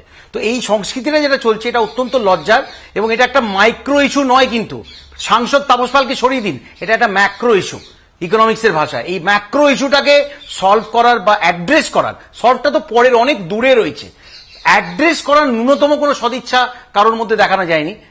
মুখ্যমন্ত্রী দেখাননি। আমরা দলনেত্রীর কথা কেন বলছি? 48 ঘন্টা সময় দিচ্ছেন ডেরেক ওব্রায়েন। আমি তো বলবো এটা কুইজের প্রশ্ন হবে যে কেন তাপস পালকে, একজন সাংসদকে, তাপসদার নামটা আমি করবো না, আমার কেন জানি না খারাপ লাগছে, কিন্তু একজন সাংসদকে বা একজন মানুষকে 48 ঘন্টা সময় কেন দেওয়া হবে এইটার ব্যাখ্যা করতে? এইটার ব্যাখ্যা কি আমাকে কেউ দিতে পারবেন? পুলিশ মন্ত্রী হিসেবে আপনি দল সরিয়ে রাখুন, পুলিশ মন্ত্রী হিসেবে কেন একজন মানুষ, সাধারণ মানুষ এই কথা বললে পুলিশ কেন তাকে গ্রেপ্তার করবে না? বিকজ তৃণমূলের মানুষ। এখানে কিন্তু উত্তরটা আমি দিয়ে দিচ্ছি, গ্রেপ্তার করবে না, বিকজ ওকে করলে অনুব্রতকে করতে হবে, অনুব্রতকে করলে মনিরুল ইসলামকে করতে হবে। যদি ওদের গ্রেপ্তার করা হয়, তৃণমূলের ভিত নড়ে যাবে। সমাজ বিরোধী চলে গেলে ভোটটা আনবে কে, রিগিংটা করবে কে? সিম্পল ব্যাপার। আমি লজ্জিত, এবং বাঙালি করে রেখেছো, মানুষ করনি। আমার মনে হয় দিনকে দিন আমরা ওই ডায়ালগটার কাছাকাছি এগিয়ে যাচ্ছি। এটা থেকে দূরে সরার কোনো রাস্তা আছে কিনা আমি অন্তত জানি না। বাবুল, তুমি যেটা বলছো যে ব্যক্তি তাপস পাল অত্যন্ত ভদ্রলোক, তিনি বলতে পারেন না, রাজনীতির পারিপার্শ্বিকতা তাকে বলতে বাধ্য করছে, শুরুতেই যেটা বললে যে খারাপ সঙ্গ ইত্যাদি। এর পরেও কিন্তু একটা সত্যি কথা থাকে, যেটা খানিকক্ষণ আগে শাশ্বতী ঘোষ বলছিলেন, যে তাপস পাল শুধুমাত্র একজন রাজনীতিক নন, তার জনপ্রিয়তা, তার একটা ফিল্মের দীর্ঘ কেরিয়ার আছে, সেইখানে তার যে মাস ইম্প্যাক্ট সেটা কিন্তু হিউজ। যার ফলে তিনি যখন বলছেন শুধুমাত্র তিনি কুসঙ্গে পড়ে বাচ্চা ছেলে বিগড়ে গেছেন, ব্যাপারটা ঠিক এতটা সরলীকৃত কি? মানে আমার আশঙ্কাটা অন্য, সেটা হচ্ছে এর যে ইম্প্যাক্ট সেটা হয়তো একজন সাধারণ রাজনীতিবিদের থেকে অনেক ব্যাপক। অর্থাৎ যে কথা তিনি বলছেন, যেভাবে হিংসে ছড়ানোর কথা বলছেন, এমনকি হিংসে ছড়ানো না হলে তার প্রায় কৈফিয়ত দাবি করছেন, তার কিন্তু ইম্প্যাক্ট, মানে আমি বলছি যে হৃদয়ের, তাপসবাবু হৃদয়ের মধ্যে প্রবেশ করে আমরা কেউ সেটা দেখতে পারবো না যে তাপসবাবু মন থেকে বলেছেন নাকি ভেবে বলেছেন নাকি ভেবে বলেননি নাকি কুসঙ্গে খারাপ হয়ে গেছেন। আমার ইস্যু তা নয়, আমার ইস্যু তার ইম্প্যাক্ট কিন্তু গ্রাম বাংলায় অত্যন্ত প্রবল বলে আমাদের আশঙ্কা। আমার যেটা খারাপ লাগছে যে আজকে তৃণমূল কংগ্রেসের যদি কোন নেতারা, আমরা যদি অ্যাপ্রুভাল রেটিং দেখি, হ্যাঁ, কোন নেতারা আজকে টিভিতে সবচেয়ে বেশি এয়ারপ্লে পেয়েছে লাস্ট এক বছর দেখে নাও। It has to be Anubrata Mondal, it has to be Monirul Islam. কেন আজকে যদি স্টার আনন্দ বা আনন্দবাজার পড়বেন না, দেখবেন না বলা হয়ে থাকে, তাহলে কি দিদি ভুলে যাচ্ছেন যে ভোটের আগে এমনভাবে দিদিকে দেখানো হয়েছিল পরিবর্তন উনি এনে দেবেন বলে, স্বপ্ন দেখিয়েছিলেন বলে, যে সেটা রোজ বলা হচ্ছে যে এই চ্যানেল দেখবেন না, আনন্দবাজার পত্রিকা পড়বেন না, এটা রোজই বলা হচ্ছে। এমনকি মনিরুল ইসলাম আরেক কাঠি বাড়িয়ে বলেছেন যে আমরা যে নিরাপদে ঘুরে বেড়াচ্ছি সেটাও বদলা নয় বদল চাই যে ঘোষিত হয়েছিল স্লোগান, তার জন্যই, তার কৃপায় সেই সৌভাগ্যে আমরা ঘুরে বেড়াতে পাচ্ছি। সুমন, আমি একটা কথা বলি যে আমি লাস্ট 3 মাস হলো আমি পলিটিক্সে এসেছি এবং আসানসোল জায়গাটাতে আমি ঘুরে আমি দেখেছি যে একটা ফিয়ার সাইকোসিস চলছে। অনেকদিন আগে একটা সিনেমাতে, বোধহয় সিনেমাটার নাম ছিল, আমরা দেখেছিলাম, আমাদের নাগার্জুনা ছিল, আমাদের রামগোপাল ভার্মার শুরুর দিকে একটা ছবি ছিল, তার শিবা, তাতে একটা ডায়লগ ছিল যে আমাদের সমাজবিরোধীদের মূল ব্যবসাটা কিন্তু ভয়ের ওপর চলে। আমাদেরকে যদি মানুষ ভয় না করে তাহলে আমাদের সমাজে কোনো প্রভাব থাকবে না। এই যে ভয়, এই যে ফিয়ার সাইকোসিসের একটা ব্যবসা চলছে, এটার অ্যাপ্রুভাল রেটিংটা উপর থেকে নিচে অবধি, আমি ছেলে ঢুকিয়ে দেবো তারা এরকম করে দেবে, এটা একটা মানুষ তখনই বলতে পারে যখন সে জানতে পারে। আমি আবার বলছি, ব্যক্তি তাপসদাকে আমি আক্রমণ করছি না, এটা একটা ম্যাক্রো ইস্যু। এটা বলে আমি পার পেয়ে যেতে পারি এই ঔদ্ধত্য বা এই অন্ধবিশ্বাস থেকে আসছে, এই অন্ধবিশ্বাসটাকে ভাঙতে হবে এবং সেটা তবেই ভাঙবে যদি পুলিশ বা পুলিশ মন্ত্রীর মতো আচরণ করেন, যদি পুলিশের মতো আচরণ করেন। কিন্তু আনফর্চুনেটলি এটা একটা দলতন্ত্র চলছে, এটা দলের একটা রাজ্য সরকার চলছে, আমরা কনস্টিটিউশন থেকে সরে এসেছি, একটা দলের রাজনীতি চলছে, একটা দলের রাজ চলছে, এটা থেকে বেরিয়ে আসছে। ইট ডিফাইজ লজিক। আমি কোনো রাজনৈতিক কথা বলতে চাই না। আমাদের বিজেপির যে পার্লামেন্টারি সভা হলো, আমাদের বলা হয়েছে, সুষমা স্বরাজ বললেন যে আপনি মিথ্যে কথা বলছেন, এটা সংসদে বলো না, এটা শিষ্টাচার বিরোধী। এখন বিজেপি হিসেবে আমাকে যদি আক্রমণ করে অনেক কিছু বলা হয়, অনেক সাংসদ আছে অনেক কিছু বলে, আমি সবাইকে ডিফেন্ড করবো না, কিন্তু বলা হয়েছে যে উনি অসত্য কথা বলছেন, এইটা বলো, উনি মিথ্যে বলছেন, এটা সংসদে দাঁড়িয়ে বলো না, এটা খারাপ ভাষা। তো কোন দিকে যাচ্ছে আমাদের সংস্কৃতি এবং এটাকে কারেক্ট করার জন্য কি করা হচ্ছে? 48 ঘন্টা সময় চাওয়া হচ্ছে। Ridiculous, it's absolutely ridiculous. এবং আমি নিজে আসানসোলে দেখেছি আমার 5টা শো ক্যান্সেল হয়েছে লাস্ট 1.5 মাসে, বিকজ বাবুল সুপ্রিয় থাকলে শোয়ের পারমিশন দেওয়া হবে না, বাবুল সুপ্রিয় গান গাইলে ওই ক্লাবের শো হবে না। আমি নাম করে বলে দিতে পারি, কর্পোরেট ক্লাবের নাম বলে দিতে পারি, অফিসের নাম বলে দিতে পারি, এখানে বলে দেওয়া হয়েছে বাবুল থাকলে শো করা যাবে না। রিভেঞ্জের রাজনীতি চলছে। If you are either in Trinamool সমাজবিরোধী অথবা ইউ আর নট দেয়ার। তুমি বেআইনি ব্যবসা করতে চাও, আসানসোলে দেখেছি, বেআইনি ব্যবসা করতে চাও, তোমাকে তৃণমূলে থাকতে হবে, তুমি বেঁচে যাবে, কেউ তোমাকে ছুঁতে পারবে না। আর সেটাই তো আমরা দেখছি, সিনেমার ডায়লগ চলছে এটা। বাবুল, তোমার কাছে আসবো আবার, কিন্তু এখন একবার দেখিয়ে দেবো রাজ্যের মাননীয় মুখ্যমন্ত্রী তিনি এই প্রসঙ্গে, তাপস পাল প্রসঙ্গে ঠিক কি বলেছেন। We don't endorse these views. Number 1. Number 2, today also we said, our party said we condemn this. Number 1, we condemn this. Number 2, we don't endorse. Number 3, they asked the short the clarification. Number 4, what we said, that he has to apologize to the people, unconditional apologize, that this is a mistake. This is not mistake. This is a, I don't know, this is a big blunder. They should not do it. Babul, মাননীয় মুখ্যমন্ত্রী বলছেন big blunder এবং বলছেন দল দল দল party, তুমি বলছিলে দলতন্ত্র। তাহলে এই অপরাধ ক্ষমা চাওয়া, একেবারে নিঃশর্ত ক্ষমা চাওয়া, এটা হয়ে গেলেই কি সব মিটে গেল? দলের কাছে ক্ষমা চাইলো বা দল ব্যবস্থা নিল, তাহলেই কি সব শেষ? এটাই তো ডাবল স্ট্যান্ডার্ড, এটাই তো দ্বিচারিতা। উনি যেখানে দাঁড়িয়ে বলছেন যে নিঃশর্ত ক্ষমা চাইতে হবে, এই সেম জিনিসটা উনি তাহলে পাশে অনুব্রত আর মনিরুল ইসলামকে কেন দাঁড় করাচ্ছেন না? আমার প্রশ্ন সেখানে। ওরা ভোট আনে বলে, ওরা রিগিং করে বলে, ওরা তৃণমূলকে ভোট পেতে সাহায্য করে বলে। শতাব্দী রায়কে ফোন তুলে অনুব্রত বলেছেন আমরা জানি যে যাও তুমি জিতে গেছো। এই কনফিডেন্সটা, এই ব্যাপারটা ওরা করতে পারেন, তাপস পাল পারে না। আমি গ্যারেন্টি দিয়ে বলছি, ব্যক্তি তাপস পাল এটা পারে না। He is a very timid guy. এটা কোনোভাবে মানে পারিপার্শ্বিক অবস্থায়, মানে মানে আজকে আমি এমন কিছু বলে দেবো যে নেত্রী খুশি হয়ে যাবেন, মানে আমি সবাইকে ছাপিয়ে যাব। এই যে ব্যাপারটা, যে ওনাকে খুশি করার একটা বিশাল প্রবণতা, বিশাল একটা কি বলবো ডেসপারেশনের ভুল ব্যাখ্যা হচ্ছে। ডেসপারেট হওয়া, যে চারদিকে ডেসপারেশন বলা হচ্ছে, ডেসপারেশন মানে কিন্তু অশালীন ডেসপারেশন নয়। আমরাও অনেকেই কিন্তু বিখ্যাত হওয়ার জন্য অনেকরকম ভাবে ডেসপারেট হয়ে তারা বলে যে আমাকে একটা সুযোগ দিন, আমি ভালো করতে পারবো। কিন্তু ডেসপারেট ইংরেজি শব্দটাও বোধহয় আজকে তার অপব্যবহার হচ্ছে, because this is not desperation, this is criminal activity. এবং এটা খালি তাপসদা বলে আমার বলতে দুঃখ হচ্ছে, সারা পশ্চিমবঙ্গ জুড়ে হচ্ছে, নিজের চোখে 3 মাস দেখে এসেছি। আমাকে বলা হয়েছে, পুলিশ বলেছে এখানে নামলে গুলি করা হবে। আমি বলেছি ঠিক আছে গুলি করো। এখন আমি যদি বলি ইট উইল সাউন্ড, মানে মনে হবে যেন আমি নিজের কথা বলছি। বাইকে চড়ে দাঁড়িয়ে আমি বাইক চালিয়েছিলাম, ঠিক আছে গুলি করো। কেমন একটা নিজের আত্মসম্মানে লেগেছিল যে আরে বাবা আমার এগেন্স্টে আর্মস অ্যাক্ট, আমার এগেন্স্টে এসব। কিন্তু এগুলো যে পুলিশ করছে তার নিজের কনস্টিটিউশনাল দায়িত্ব ভুলে যাচ্ছে। মমতা দিদি বলুন যে পুলিশ মন্ত্রী হিসেবে সেম অপরাধের জন্য অনুব্রত আর মনিরুল ইসলামকে পাশে দাঁড় করিয়ে 3 জনকে একসাথে দুঃখ প্রকাশ করাতে যদি উনি করতে পারেন, তাহলে আমি মুকুল রায়ের কথা মেনে নেবো যে উনি অনুতপ্ত, উনি বনমা হতো, এটা আমি মেনে নেবো। আর যদি না হয় তাহলে সর্বমর্মে উনি মিথ্যে কথা বলছেন বা অসত্য বলছেন, সরি আমাকে এটা শেখানো হয়েছে, সর্বমর্মে উনি অসত্য কথা বলছেন, এটাই আমি মেনে নেবো। লোকের চোখে আবার একটা ধুলো পিয়ে দেওয়া হচ্ছে, ধুলের প্রলোভ দেওয়া হচ্ছে। যদি উনি 3 জনকে একসঙ্গে করাতে পারেন আমি মেনে নেবো। ধন্যবাদ বাবুল। মুখ্যমন্ত্রী প্রতিক্রিয়া আপনারা দেখলেন, বোলান্দি শাশুড়ির কাছে যাব, কি বলবেন? মুখ্যমন্ত্রী যে প্রতিক্রিয়াটা দিলেন সেটা কভার আপ করার জন্য, এই যে মিডিয়া ফেটে পড়েছে এবং বিভিন্ন বুদ্ধিজীবী মহল বলো সমস্ত মহল থেকে যে একটা নিন্দে হচ্ছে, এইটাকে কভার আপ করার জন্য ব্লান্ডার বলে সামলে নিচ্ছেন।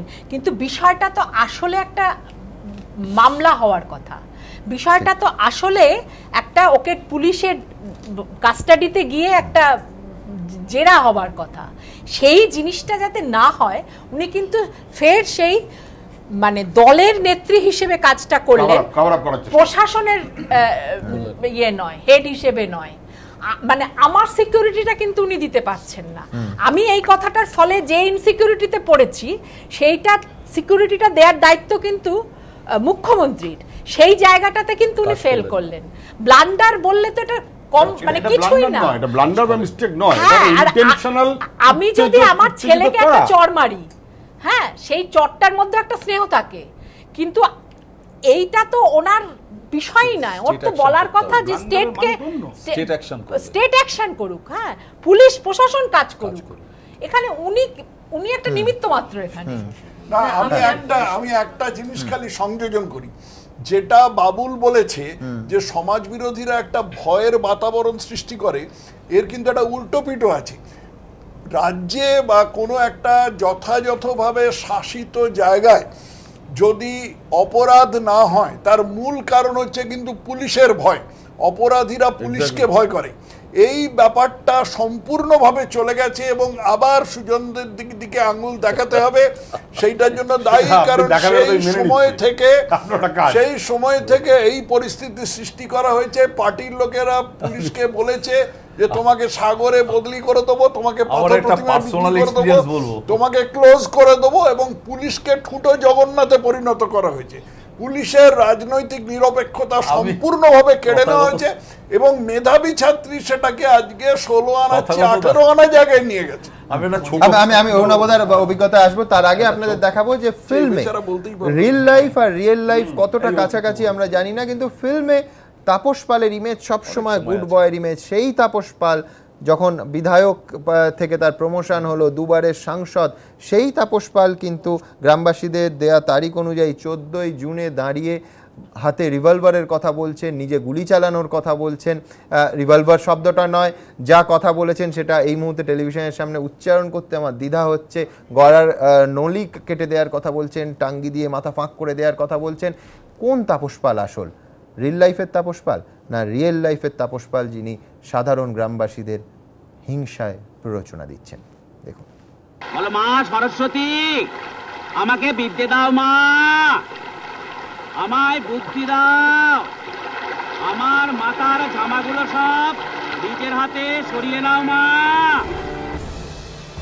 1980-র তাপস পাল, ভালো ছেলে তাপস পাল। তরুণ মজুমদারের ছবি দাদার কীর্তি থেকে পথ চলা শুরু করে টালিগঞ্জ ইন্ডাস্ট্রির গুড বয়। সিনেপ্রেমী বাঙালির গুড বয় হয়ে উঠলেন অল্প দিনেই। সাদাসিধে সরল ভালো মানুষের চরিত্র মানেই বাংলা ছবিতে একসময় প্রথম পছন্দ ছিলেন তাপস পালই। এমন ঠ্যাং ছড়িয়ে বসেছো না?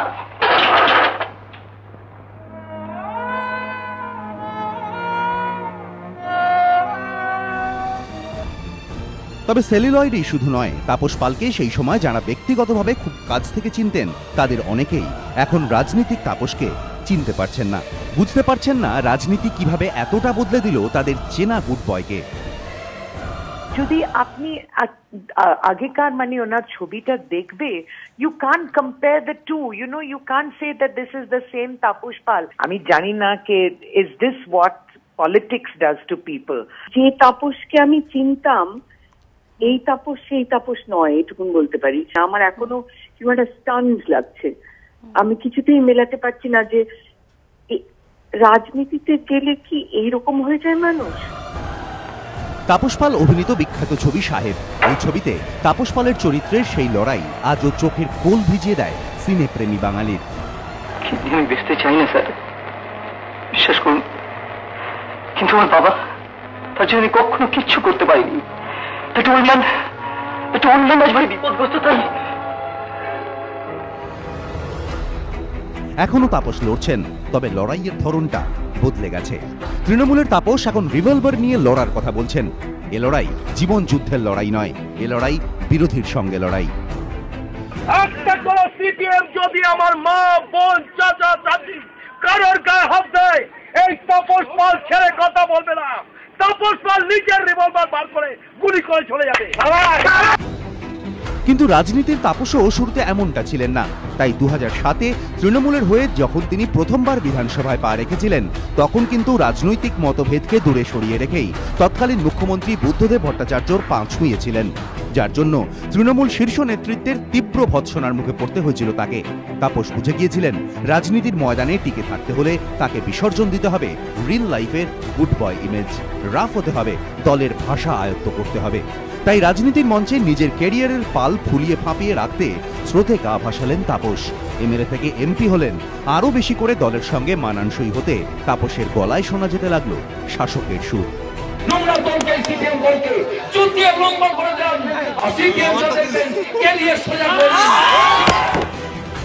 2014-এ লোকসভা নির্বাচনের আগে দলীয় কোন দলের প্রশ্নে তৃণমূলের অভ্যন্তরীণ সমীকরণের অঙ্কে তাপস পাল টিকিট পাবেন কিনা তা নিয়েই প্রশ্ন উঠেছিল। কিন্তু টিকিট পেলেন তিনি, জিতেও এলেন তিনি। পরিবর্তিত তাপসের রাফ টাফ ইমেজ সবুজ আবির ওড়ালো কৃষ্ণনগর লোকসভা কেন্দ্রে। দ্বিতীয়বার জয় পেয়ে আরো বেশি শাসক হয়ে উঠলেন তাপস। একটা যদি কোন বিরোধী আর তৃণমূলের কোন মেয়ে, কোন বাপ, কোন বাচ্চার গায়ে হাত দেয়, তাদের গোষ্ঠীকে আমি করে চলে যাব, আমার ছেলেদের ঢুকিয়ে দেবো, রেপ করে চলে যাব। কোনটা আসল, সেই পুরনো গুড বয় তাপস নাকি চৌমাহায় রাজনীতির রং মাখা তাপস? রাজনীতি কি বাধ্য করলো ব্যক্তি তাপসকে পাল্টে যেতে? প্রশ্ন আছে, উত্তর নেই। এবিপি আনন্দ।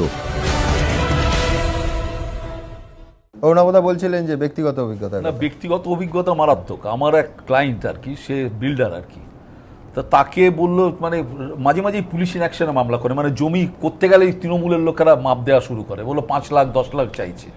তা আমি লাস্টে একদিন খাসির ছলে বললাম তুই ভাই তৃণমূল হয়ে যাও। আমি বললাম তোমার কত খরচ হয়? বলে 40 থেকে 60 লাখ টাকা বছরে, নিউ টাউন ফিউটাউন সব জায়গায় মাল্টি স্টোরি বিল্ডিং করে।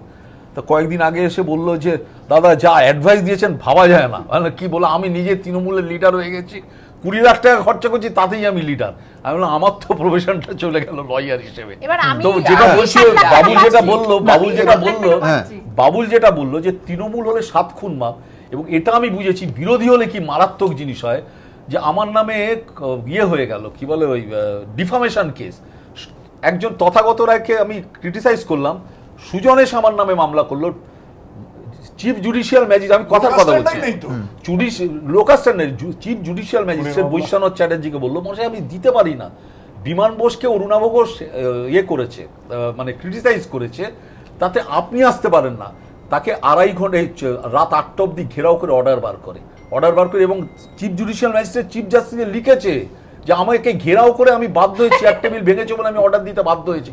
আলটিমেটলি সেই মামলা উইথড্র হয়েছে। তা আমি অরুণাভ ঘোষ হাইকোর্টের মোটামুটি লোকে চেনে, যে আমার যদি এই অবস্থা হয় তাহলে বাদ বাকি কি অবস্থা হবে। আমি বলছি তাপস পালের ওই গ্রামে যেখানে বক্তৃতা দিয়েছে ওখানে জলু মুখার্জি ওই বুথটাই জিতেছে, তাদের কি অবস্থা হয়েছে? আমি একটা কথা ভাবছি সুমন, যে এই একটা সিকিউরিটির মধ্যে আমরা বসে এই কথাগুলো বলছি এবং একটা খুবই সুরক্ষা বলয়ের মধ্যে বাস করি, আমাদের হাতে তাতেই আমাদের কেস হয়ে যাচ্ছে, বিনা ইয়েতে সবকিছু হচ্ছে। আপনার হতে হয়েছিল? আমারও তো কেস হয়েছে, হ্যাঁ, শাশ্বতীর কেস হয়েছে, হ্যাঁ, রাইটার্সে একটা ডেপুটেশন দিতে গিয়েছিলাম। হ্যাঁ, আপনি তো আবার হাজত একবার রাত্রি বাস করেন, হ্যাঁ, আপনি তো পুরনো পাপী।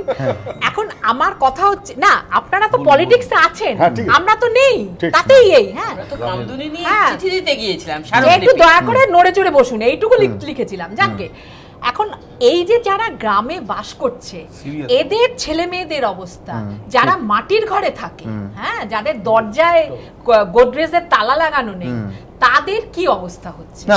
আজকেই সেই গ্রামবাসীরা কথা বলেছেন আমাদের সঙ্গে। আমি পুলিশ ইনঅ্যাকশনের কথা হচ্ছে, শীর্ষেন্দু বাবু আমাদের সঙ্গে আছেন। তার আগে বলে দেবো যে সাগর ঘোষের যে হত্যা মামলা, সেখানে আজ সিবিআই তদন্ত চাওয়া হয়েছে এবং তদন্ত প্রক্রিয়া যারা মামলা করছেন একেবারে পরিষ্কার। সাগর ঘোষের ছেলে হৃদয় ঘোষ জানাচ্ছেন তদন্ত প্রক্রিয়া অকারণ বিলম্বিত হচ্ছে। দ্রুত একবার দেখবো সে খবর। পাড়ুই মামলায় সিবিআই তদন্ত চেয়ে কলকাতা হাইকোর্টে হলফনামা জমা দিলেন নিহত সাগর ঘোষের ছেলে হৃদয় ঘোষ।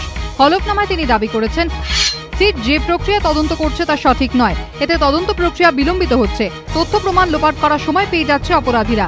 একই সঙ্গে প্রতিনিয়ত হুমকিও আসছে অনুব্রত মণ্ডলের তরফ থেকে। এই মামলার তদন্তভার সিবিআইকে দিয়ে দেওয়া হোক। বিচারপতি দীপঙ্কর দত্ত নিজেকে সরিয়ে নেওয়ার পর পাড়ুই মামলার শুনানি চলছে বিচারপতি হরিশ টন্ডনের এজলাসে। বিচারপতির নির্দেশ মতো হৃদয় ঘোষের পর এবার হলফনামা জমা দেবে রাজ্য সরকার সহ এই মামলার সঙ্গে যুক্ত অন্যান্য পক্ষগুলি। রাজ্য সরকারের প্রভাবিত হয়ে তারা ইচ্ছাকৃতভাবে কোনো রিপোর্ট জমা দিচ্ছে না এবং এখন কোনো তদন্তই করছে না, এমনকি তারা মূল অভিযুক্ত তাদেরকে কোনো জিজ্ঞাসাবাদও করেনি। আমি এবং আমার পরিবারের আশঙ্কা হচ্ছে যে হয়তো এই সমস্ত মূল যারা আর অভিযুক্ত যারা সরাসরি গুলি চালিয়েছিল তারা হয়তো ছাড়া পেয়ে যাবে এবং ছাড়া পেয়ে আবার হয়তো আমার পরিবারের প্রতি আক্রমণ শানাতে পারে। এই জন্য আমরা সিবিআই দাবি করছি। পঞ্চায়েত ভোটের প্রচারে প্রকাশ্য জনসভায় হুমকি দেন তৃণমূলের বীরভূম জেলা সভাপতি অনুব্রত মণ্ডল। সেই নির্দল প্রার্থীরা কেউ তৃণমূল হতে পারে না, আমাদের একটাই সিম্বল জোড়া ফুল। কোন নির্দল প্রার্থীকে ভোট দেবেন না, আর যদি কোন নির্দল প্রার্থী বাড়িতে হুমকি দেয় তার বাড়িটা ভেঙে চালিয়ে দিন। অনুব্রতর হুমকির পর 21শে জুলাই বীরভূমের পাড়ুইয়ে হামলা হয় বিক্ষুব্ধ তৃণমূল নেতা ও পঞ্চায়েত ভোটে নির্দল প্রার্থী হৃদয় ঘোষের বাড়িতে। গুলিবিদ্ধ হয়ে মৃত্যু হয় তাঁর বাবা সাগর ঘোষের। মৃতের পরিবার অভিযোগ করে তৃণমূল নেতা অনুব্রত মণ্ডল ও বিকাশ রায়চৌধুরীর নির্দেশেই হামলা চলে। দুই তৃণমূল নেতা সহ 41 জনের বিরুদ্ধে অভিযোগ দায়ের হয়। এক্ষেত্রে 17 জুলাই অনুব্রত মণ্ডলের বিতর্কিত বক্তব্যেরও উল্লেখ করে মৃতের পরিবার। যদিও এখনো গ্রেফতারি তো দূরের কথা, তৃণমূল জেলা সভাপতিকে ডেকে জিজ্ঞাসাবাদের সাহসও দেখায়নি পুলিশ। গত বছর ডিসেম্বর মাসে এই মামলার শুনানিতে কলকাতা হাইকোর্টের বিচারপতি সঞ্জীব বন্দ্যোপাধ্যায় জেলা পুলিশের হাত থেকে তদন্তভার তুলে দেন সিআইডির হাতে। এরপর একাধিকবার সিআইডি তদন্তে অসন্তোষ প্রকাশ করেছে কলকাতা হাইকোর্ট। অবশেষে হাইকোর্টের নির্দেশে 4 সদস্যের বিশেষ তদন্তকারী দল তৈরি করেন রাজ্য পুলিশের ডিজি। 7 এপ্রিল 2014 পাড়ুই মামলার শুনানিতে অনুব্রত মণ্ডলের বক্তব্যের ফুটেজ খতিয়ে দেখে বিচারপতি দীপঙ্কর দত্ত বলেন, প্রশাসনের পুলিশের ওপর বোমা মারুন, এ ধরনের মন্তব্য কি অপরাধ নয়? ডিজি এই ফুটেজ দেখেও কেন ব্যবস্থা নেননি? 10 এপ্রিল 2014 মঙ্গলকোটের একটি সভায় মুখ্যমন্ত্রী অনুব্রতর এক মঞ্চে থাকার প্রসঙ্গ টেনে বিচারপতি দীপঙ্কর দত্ত বলেন, পাড়ুই কাণ্ডে আদালতের একের পর এক পর্যবেক্ষণ ও নির্দেশের পরও মুখ্যমন্ত্রী অভিযুক্তের সঙ্গে স্টেজ শেয়ার করছেন।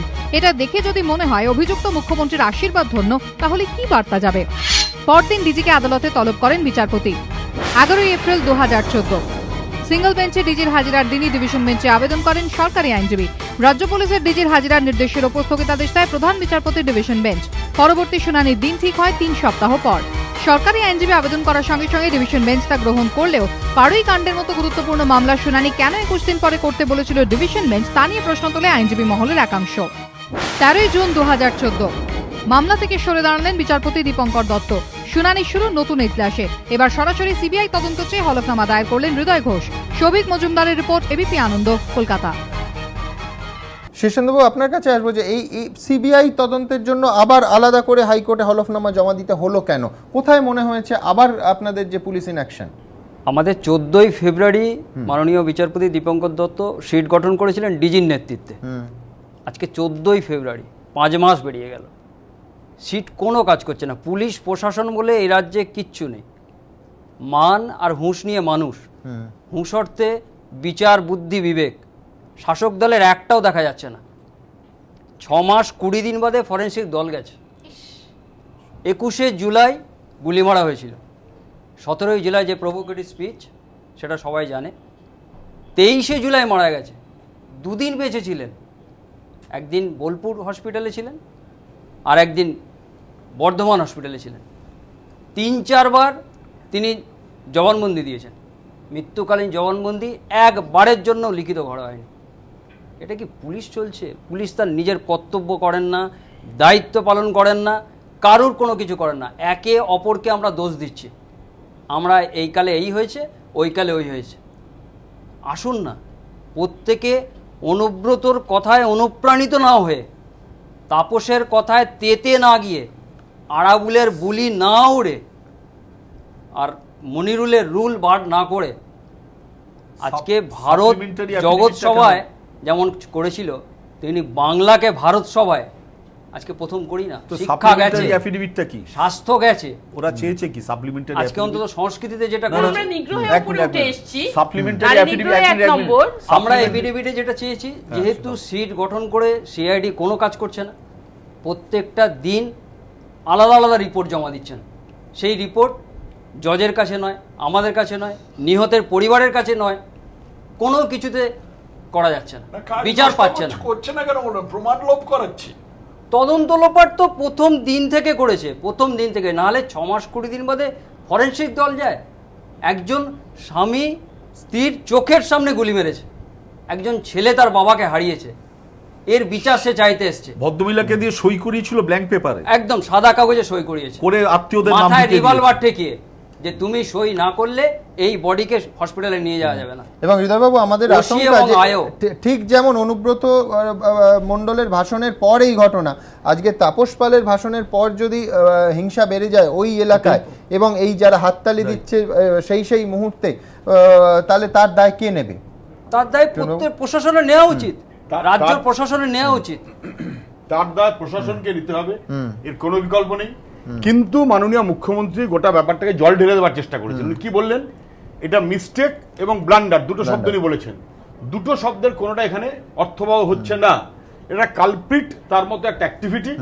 এবং মুখ্যমন্ত্রীর বলা দরকার ছিল যে হিংস্রতাকে এবং অশালীনতাকে যেভাবে উস্কে দিয়েছে তাতে যে কোনো ঘটনা ঘটতে পারে, এবং এর দায়টা যেমন তাপস পালের, তেমনি মাননীয় মুখ্যমন্ত্রী মহিলা হিসেবে তার প্রকাশ্যে ক্ষমা চাওয়া জরুরি ছিল। কিন্তু এই মুখ্যমন্ত্রী ক্ষমা চাইলে মিটবে না, আরো বড় তার ইম্প্যাক্ট। 2 অবশ্যই এক্ষেত্রে পুলিশ অ্যাকশন কেন শুরু করা হয়নি, অবিলম্বে তা শুরু করতে হবে। এর উল্টো পাল্টাই এর উল্টো পাল্টাই এই পুলিশ ইনঅ্যাকশনই কি মনিরুল, অনুব্রত, তাপস পালদের বারের বার এই কথা বলতে প্রভোগ করছে? একটা জায়গা না, একাধিক জায়গায়, দুটো জায়গায় ক্যামেরায় আছে, আমি জানি না কত জায়গায়। রিজওয়ানুরের ঘটনায় তৎকালীন chief police commissioner Prasun Mukherjee তিনি বলেছিলেন এরা কি পিডব্লিউডি করবে, তার জন্য তাকে বদলি হয়ে যেতে হয়, মানে ওখান থেকে মানে সেই বুট পালিশের ডিপার্টমেন্ট চলে যায়, মানে পুলিশ কমিশনার থেকে। তা ওয়াই নট তাপস পাল? ওকে তো রেজিগনেশন দেওয়ানো উচিত। এক্স্যাক্টলি, সাংসদ হিসেবে তাকে রিজাইন করতে হবে, না হলে স্পিকারকে অ্যাকশন নিতে হবে। পুলিশ আমি তথাগতটাকে বলছি, তথাগতটাকে বলছি, কমিটি আছে সাংসদদের, তারা কিভাবে তার আচার বিধি, সেটা কি সংসদের বাইরে? আমি তথাগতটাকে রিকোয়েস্ট করব যে যেহেতু মুকুল রায় যেহেতু বলেছেন তিনি সর্বভারতীয় সেক্রেটারি, তিনি যখন বলেছেন ইলেকশনের সময় স্পিচ দিয়েছে, আপনারা দয়া করে একটা ইলেকশন করুন। মুখ্যমন্ত্রী যে কথাগুলো বললেন, আমার দুটো প্রতিক্রিয়া। একটা হচ্ছে যে প্রশাসনিক প্রধান হিসেবে ওটা উনি বলেননি, দলীয় নেত্রী হিসেবে বলেছেন, সেটা দুর্ভাগ্যজনক। প্রশাসনিক প্রধান হিসাবেও, কারণ প্রশাসনিক দিক থেকে আমরা দেখছি পশ্চিমবঙ্গ আজকে নারী নিগ্রহের একদম মানচিত্রের উপরে এসে পৌঁছেছে 2004-5 থেকে। প্রশাসনিক মিটিং, সেইখান থেকে বেরোবার সময় বলেছেন। তো সেখান থেকে বিশেষ করে সারা ভারতবর্ষে আজকে আমরা একটা মেয়েদের জন্য বিপজ্জনক রাজ্য হিসাবে চিহ্নিত হচ্ছি, যেটা অত্যন্ত নিন্দনীয়। এবং যে মেয়েরা এফেক্টেড হচ্ছে তারা প্রায়শই স্কুল ছাত্রী, অর্থাৎ যে মেয়েরা বড় হতে পারতো, হতে পারলো না। ফলে সেই পরিপ্রেক্ষিতে এই সমস্ত ঘটনায় প্রকাশ্যভাবে যেমন বিচার চাওয়া দরকার, বিচারটা দেওয়া দরকার, তেমনি যারা এই ধরনের ঘটনায় এই ধরনের উক্তি করছেন তাদেরকে কিন্তু আরো প্রকাশ্যভাবে খালি দল কন্ডেম করেছে এই করেছে বলে ব্লান্ডার মিস্টেক বলে শেষ করে দেওয়া উচিত নয়। প্রশাসনিক প্রধান হিসাবে ওনার কিন্তু দায়িত্ব থেকে যায়, পুলিশ মন্ত্রী হিসাবে। আপনাদের সবাইকে ধন্যবাদ। আমাদের সময় শেষে একটাই কথা বলার যে তাপস পাল আমাদের গত 2 ঘন্টার আলোচনার বিষয় কিন্তু ছিলেন না। আমাদের মনে হয়েছে যে অত্যন্ত বিপজ্জনক তাপস পালের বক্তব্য নয়, তাপস পালের বক্তব্যের প্রবণতা, এই প্রবণতা তৃণমূল স্তরে যে হিংসা ছড়াচ্ছে তা রোধ করবে কে? আর সেইখানেই দরকার প্রশাসনের সক্রিয়তা, যেটা এই মুহূর্তে বিশ্বাস করুন দূরবীন দিয়েও খুঁজে পাওয়া যাচ্ছে না। আপনাদের চোখ থাকুক এবিপি।